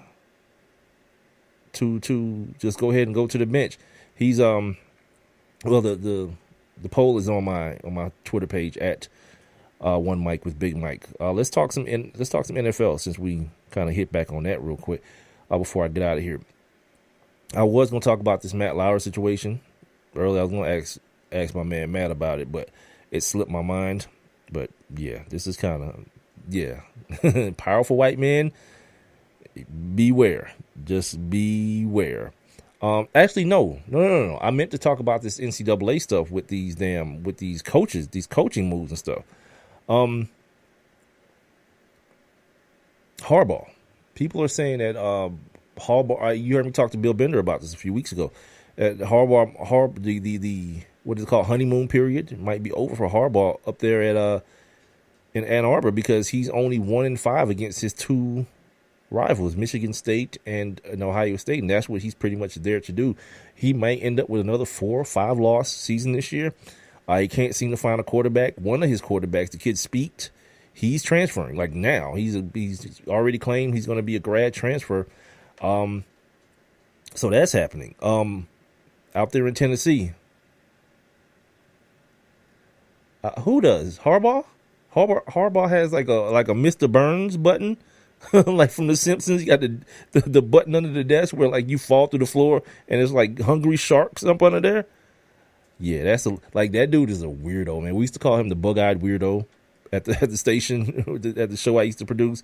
Yeah, we used to label him the bug-eyed weirdo, man, because he's a weird son of a gun. Like when you talk about living CTE, he looks like what that is. You know what I mean? He's just like wild, and Matt. Oh, Matt Lauer, that? He's a weirdo. I see. I haven't heard these details. As far as I know, it was just kind of like vague as to what exactly it was he did. See, I am know that was gonna make me do this. He's gonna get me off of this college football crap and onto the sexual harassment stuff, man. If you don't know, Matt Lauer got fired this morning. Like, they ain't even wait. They fired him this morning. They got wind of some articles coming out in a couple of publications, and it was like, "Yep, we're gonna do our investigation. We found out they're pretty much credible. You're out of here, Matt." After a long, 12 something years on the Today Show, him following Charlie. I guess they figured we can do Charlie Rose, we can do Matt Lauer. Let's get it popping. So yeah, he's going for like sexual misconduct, sexual harassment. There's so many different terms getting thrown around. Sexual assault, these different words, but whatever sexual deviant act that he performed or was accused of performing, it cost him his damn job.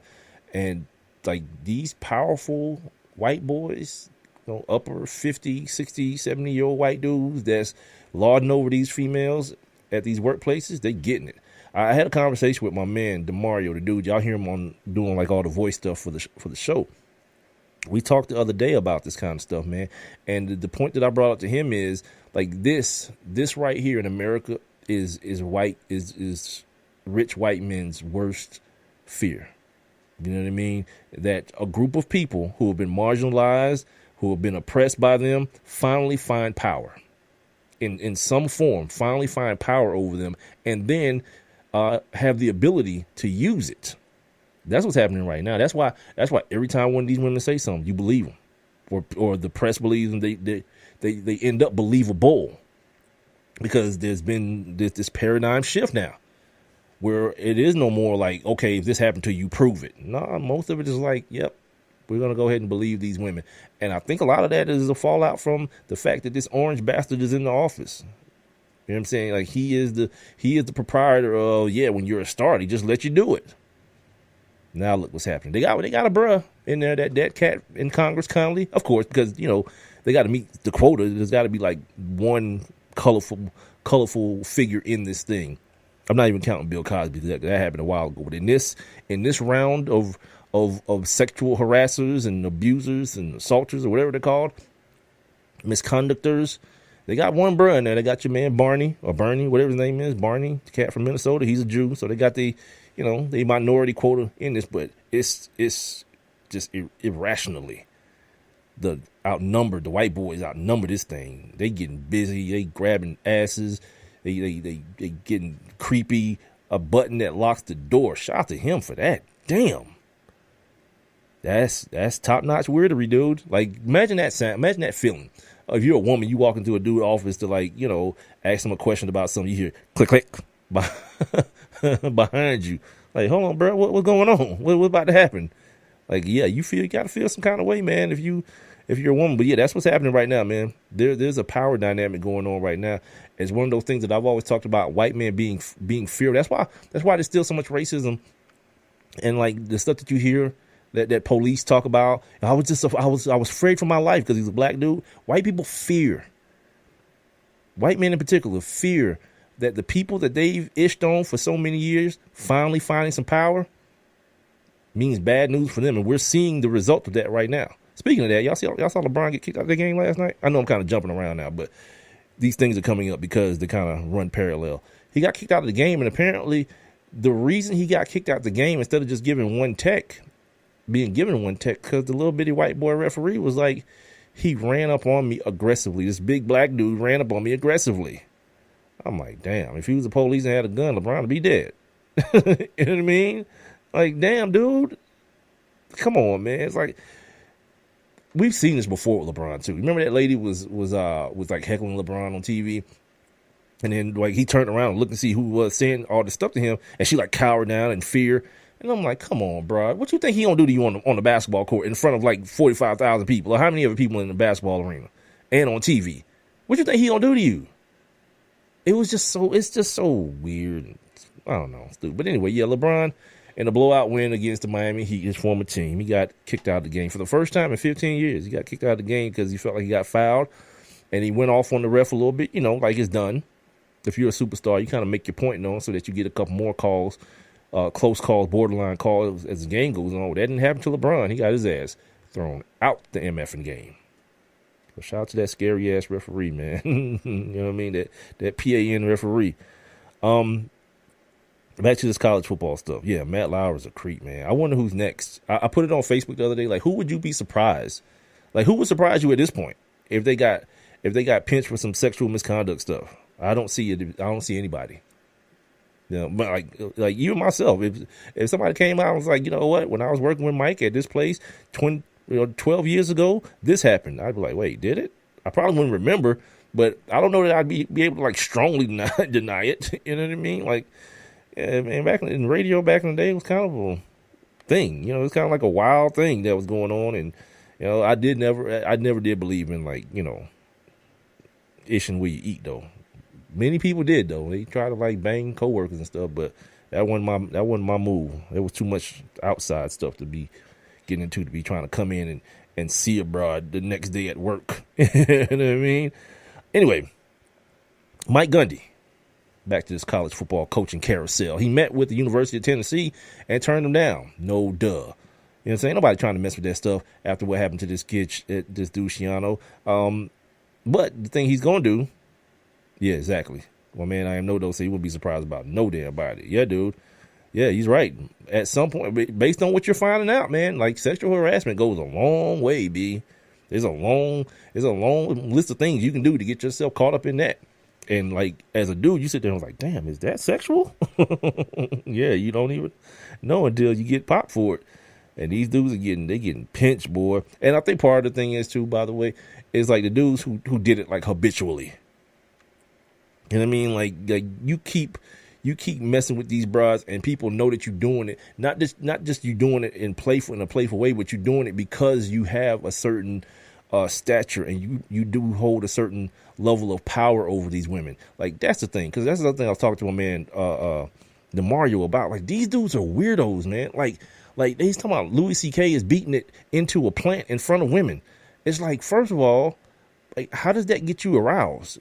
Like, you just start beating it into a plant, into like a ficus or something? Like, that's weirdo stuff. Like, even if somebody was told me, like, if you do this in front of this plant, I'm going to give you something. I'm like, but it's a plant. I can't even get up. That's just a plant right here. I need some motivation. So, yeah, these dudes are weirdo. These type of dudes that they're so powerful, and they've seen so much weirdness. Like, weird stuff like that gets them off. Like, don't even do that. I'm just going to sit here and just whack it right here in front of you into this plant. What? Weirdos, man. Just total weirdos. So, yeah, your man Mike Gundy went down there and messed with Tennessee and told him no. But all that means is he's going to go back to OSU and be like, look, man, I got people interested, man. What's up with this money, man? I need some more loot. And they're going to give him some more money. It's already happened. Your man Willie Taggart, our dude Willie up there in Oregon, his name just got mentioned in case Jimbo Fisher leaves FSU to go to Texas A&M. His name just got mentioned. Willie Taggart just came up off of that. I think it was like 5 years, $40-something million or something like that, something crazy. He just signed a deal last year. He just became the head coach last year. He already re-upping not even after 1 year. The year ain't even over yet for them. Shout out to Willie, though, man. Shout out to Willie. Even Herm Edwards. Herm Edwards is in the game, too. He's in that John Gruden game, man, where, like, you work for ESPN. You getting bread. But like I mentioned on Monday, John Gruden is the highest paid employee at ESPN, who, by the way, just laid off like 150 people again today, like production people and internet people. Laid off like 150 of them today. That's weird. That's wild. But anyway, Herm's playing that same game John Gruden is doing. Every year, his name comes up, no matter if it's actually real or if his agent is just floating it. But now Herm Edwards is interviewing to be the Arizona State head coach. You know how long Herm Edwards been out of coaching? He was coaching grown men, too. Now, he talks. You hear Herm Edwards on TV talk. He talks about these players the way you would talk about, like, coaching kids. But he's like, if they do something wrong, you sit them over there by you. They don't get to play. And I'm like, you can't do that with multimillionaires, your best players, especially when your gig is linked to them performing their gig. But you probably can do that to kids at a certain point. You know what I mean? Until it, I heard the AD at Arizona State say what he said. It's like, we play in a week our part of the conference is weak, and the best we could do is pump out 7 wins. That's unacceptable. So even at Arizona State, they trying to win more than anything else. At one point, Arizona State was like the number 1 party school in the country. Them in Georgia was like flip-flopping or something like that. But Herm, he's going to go out there, I guess, and interview or do like a phone interview or something just to let ESPN know, like, look, man, it could happen. And hopefully get them to pony up more money or whatever. You know, it's the game that they play. I actually looked up today the buyout money. Because like when these dudes get fired, man, they get to white win. You know what I mean? Or white lose. Excuse me. Yeah, when white people lose, they kind of lose, but not really the way other people lose, man. They heading off with money, with millions of dollars. Let me see if I can find it. This payout money. It's somewhere totaling, like at this point, like $70 million at this point. You got Brett Bielema out in Arkansas. His buyout was $5.9 million, so $6 million there. You got Mike Riley at $6.6 million, basically 7. Arizona State, Todd Graham, guess what? $12.3 million. They paying him to leave. Texas A&M, Kevin Sumlin's getting $10.4 million to go away. So they're gonna pay him $10 million and pay whoever, Jimbo or whoever is, another big bounty. If it's Jimbo, he gonna get some of that, like that Dabo or some of that Saban money, that $6-7 million a year money. UCLA is gonna pay Jim Mora $12.2 million. And Tennessee is gonna hook Butch Jones up with 8.3. Then there's Jim McElwain. I think Jim McElwain was like $7.6 million to leave. So if you add that up, that's about $70 million, man. That's not to mention even when you go hire a coach. If you're hiring a coach away from another team, like as in Jimbo Fisher leaving to go to Texas A&M, you got to pay money for that. Scott Frost, for example, if he goes to Nebraska, on top of the money that they already paid, what did I say this dude's name was? Mike Riley. On top of that $6 million, they got to pay UCF $3 million to get Scott Frost up out of there to go coach Nebraska. And I only bring that up for the same reason I always bring it up. Everybody cry broke when it's time to pay these kids. When it's time to break these kids off some bread, everybody want to cry broke. But you'll pay a dude $12 million. $12 million to go away and leave your program. I guess, man. It's money for everybody except for the ones that's getting brain damage over it. In the NFL, quickly before I get out of here, Aqib Talib and Michael Crabtree, they were suspended for 2 games. They end up appealing immediately, as they have the right to do, and they got the suspensions reduced to 1 game apiece. And I guess it's because they got kicked out early in that game, so that's 1 game that they missed, and it'll be the equivalent of, you know what I'm saying, of 2 games. I think Michael Crabtree, he spoke about the incident, man. There's so much, you know, so many differing opinions on. Some people want to call Crabtree the B word, and people want to call Aqib Talib the B word. You don't snatch no other man chain. That's whole stuff. And okay, I don't know. I thought it was funny. The whole thing to me was just funny as hell. Whatever. The fact, especially after the fact, my man Iron No Dogs told me that homie taped the chain to him just to make sure Aqib couldn't snatch it again. Meaning your man had him kind of tight about it. He had him kind of like, you know, worried about his chain getting snatched. So, Crabtree. He spoke to, I can't tell who see now, I am no though calling Crabtree a cornball. Yeah. Like, he don't really want that smoke with Aqib Talib. Like, there's stories about him, not just the stories about, you know, his mom's with the gun and, you know, he caught the gun charge when he was playing for Tampa, but like his teammates. Like, when you start asking people, I've heard many of his teammates and ex-teammates, when asked, like, who's the dude in the locker room you don't want to mess with, they be like, Aqib. Like, don't nobody mess with him because, you know, you'll get effed up, you know, and it's like, people think it's a game. He don't care about what y'all think he care about, man. And he's a funny dude. On top of that, he's a funny dude. So Michael Crabtree, I can't remember who he was talking to. I'm looking at the article, but I guess this is, never mind. His quote is, "I'm not trying to get revenge. I'm trying to get a catch in my 122nd straight game. That hurt. And help my team win a big game. I don't want to get kicked out. I know what's at stake for my team. All that sounds like the thing you're supposed to say. The quote goes on. The league said it was premeditated on my part.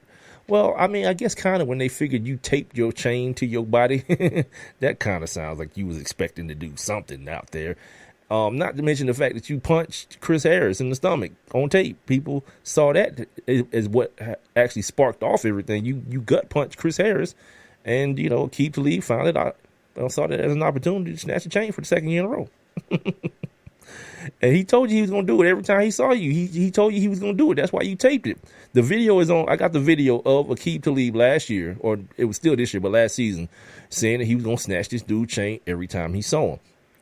Go to @1micwithbigmike.com and just scroll down. You'll see the big video of Aqib talking crazy about this dude's chain. Anyway, back to the quote. The league said it was premeditated on my part. You know what premeditated is? Yes, we do. When you say you're going to do something, do it. And then laugh about it in the media after the game like he did last year. That's all on him. Well, yeah, he did do all those things. He didn't do it this time, though. You the one that taped your joint to your situation. And as I mentioned, you did go out there and you kind of throw through the first proverbial punch at my man, Chris Harris. So that's that. I think people on social media, everybody on social media want to take everything so damn serious. You got to the point where people are doing this thing that's so weird and whack. I F Crabtree up. Okay, when are you gonna ever see him? First of all, like that's such an empty comment. I wish he would. I kick Talib ass. Really? When is that gonna happen? This dude's at the peak of physical shape in his life. What are you gonna do to him?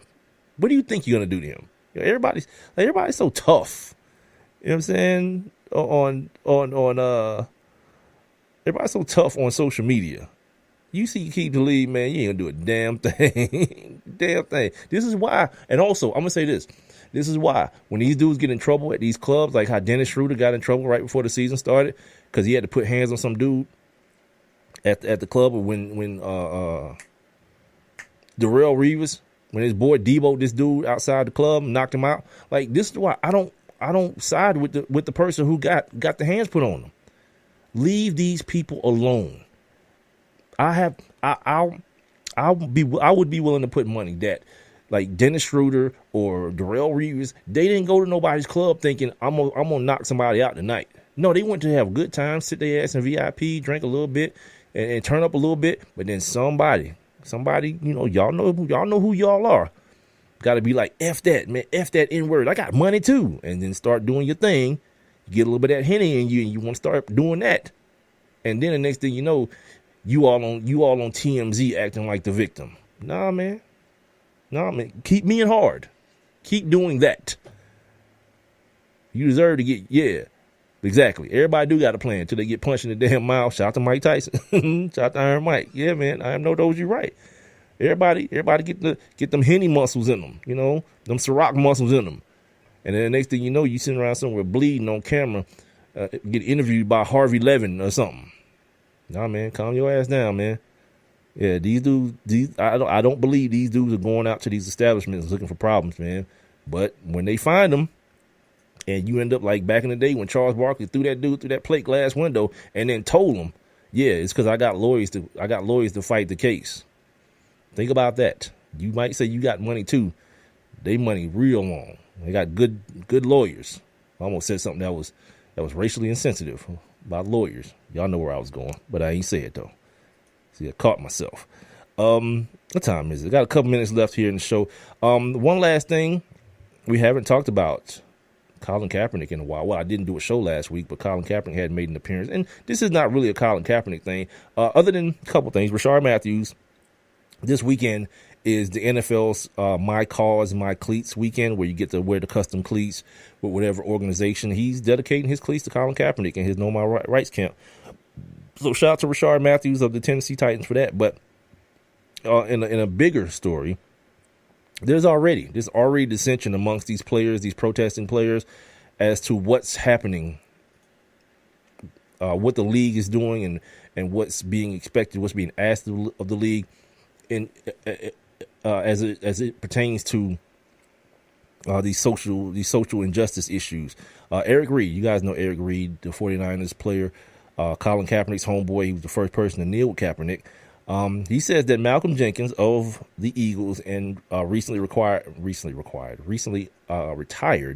Anquan Bolden are playing members of their quote unquote players coalition. You know, they got their group privately negotiating with the NFL execs on the league's proposed $100 million donation for social justice reform. If you hadn't heard about that, the league is proposing to donate $100 million to, I don't know, strengthen relationships in the black community, is from what I understand it is. Not like in America as a whole, but just within, whatever. You know, I don't know, whatever. But anyway, Eric Reed goes on to say that, quote, when we agreed to be a part of the Players Coalition, we were under the impression that it would be our organization. We were under the impression that we would have equal say, which is hard to do. You know, for everybody to have an equal say, that's very, very hard to do and get anything accomplished. Like, there needs to be a leader. There needs to be a pervasive voice. But this is what happens.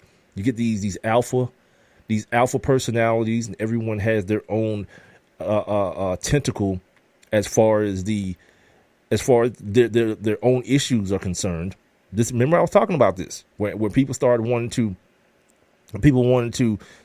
stand, or people wanted to sit, or people wanted to kneel, then people wanted to put up fists, and people wanted to link arms. I talked about this a year ago. This is the culmination of it right here. No one is on the same page, so now people are feeling that they're slighted. He said, we come to find out that it's actually Malcolm and Anquan's organization. Nobody else really has a stake in the organization. Malcolm actually wants us to, he calls it invest, I call it donate to the company to pay the salaries of his staff. They done made this out of something. But again, we would have no equity. So you just be putting your money in, but you don't have an ownership stake. And these guys want ownership stake. Reed goes on to say that he and other members aren't happy with how only Jenkins and Bolden had consulted with the commissioner, Roger Goodell, on how the money should be allocated, and don't get why players have to greenlight the proposal now when the NFL owners have till March to decide. He goes on to say, he just says, I speak with Colin every day, and he just may work with Colin Kaepernick, is what he's saying. Yeah, and it feels like, I am no dose, yeah, it feels like hush money. Like, stand up so we can start getting our ad revenue back, and we can get our white constituents and our fan base back. Here's $100 million to get you guys back on your feet. I heard my man Jim Trotter on TV today. He said that ain't the case, though. He said there ain't no stipulations like that. He called it a quid pro quo, meaning that we give you this, you give us that. He said there's not this, but I'm I wasn't born yesterday. I feel like it's implied. You know what I mean? It's an implied situation.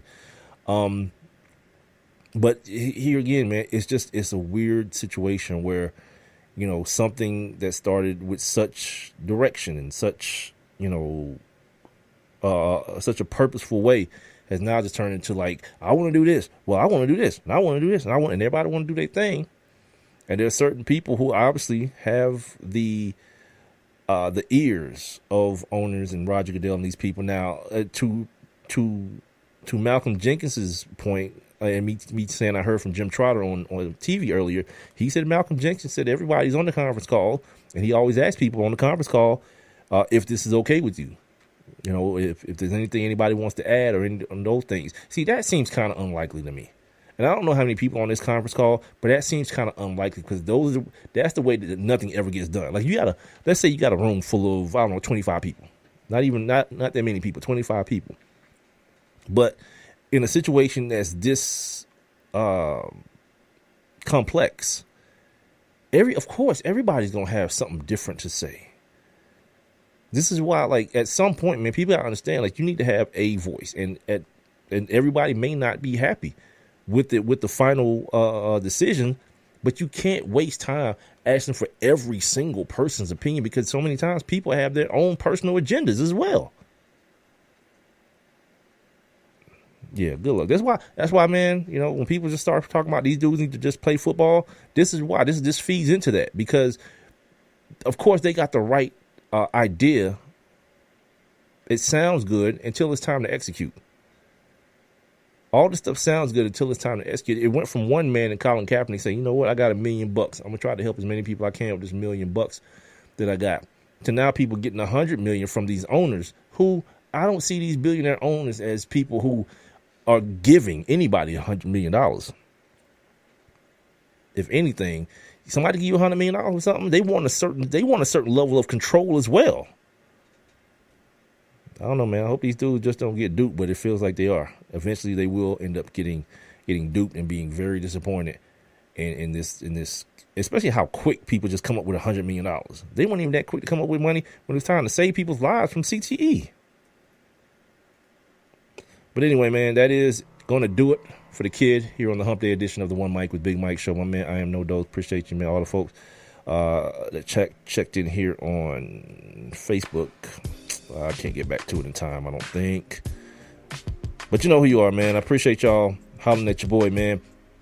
These people still having this little argument about these helmet covers too. Like my Facebook keeps going off while I'm talking, and it's about this helmet cover things. Weirdos. Anyway, man, I'll be back on Friday, man. Don't forget it's Freestyle Friday on Friday. Yeah, so whatever you guys want to talk about, man.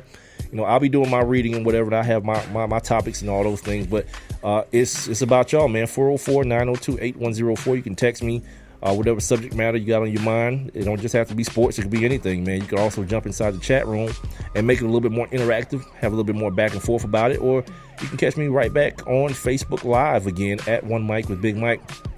And we'll do a little something there as well. But yeah, Freestyle Friday, man. This Friday here on the One Mic with Big Mike show. And on Friday, I got a big announcement to make as well. Hopefully I don't forget, but I got a big announcement to make on Friday. So until then, man, y'all be safe. I'm going to catch some of this college basketball, maybe.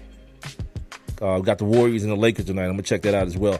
So until Friday, man, y'all be good. Take care of yourselves. And don't forget, and always remember, all you need is one mic.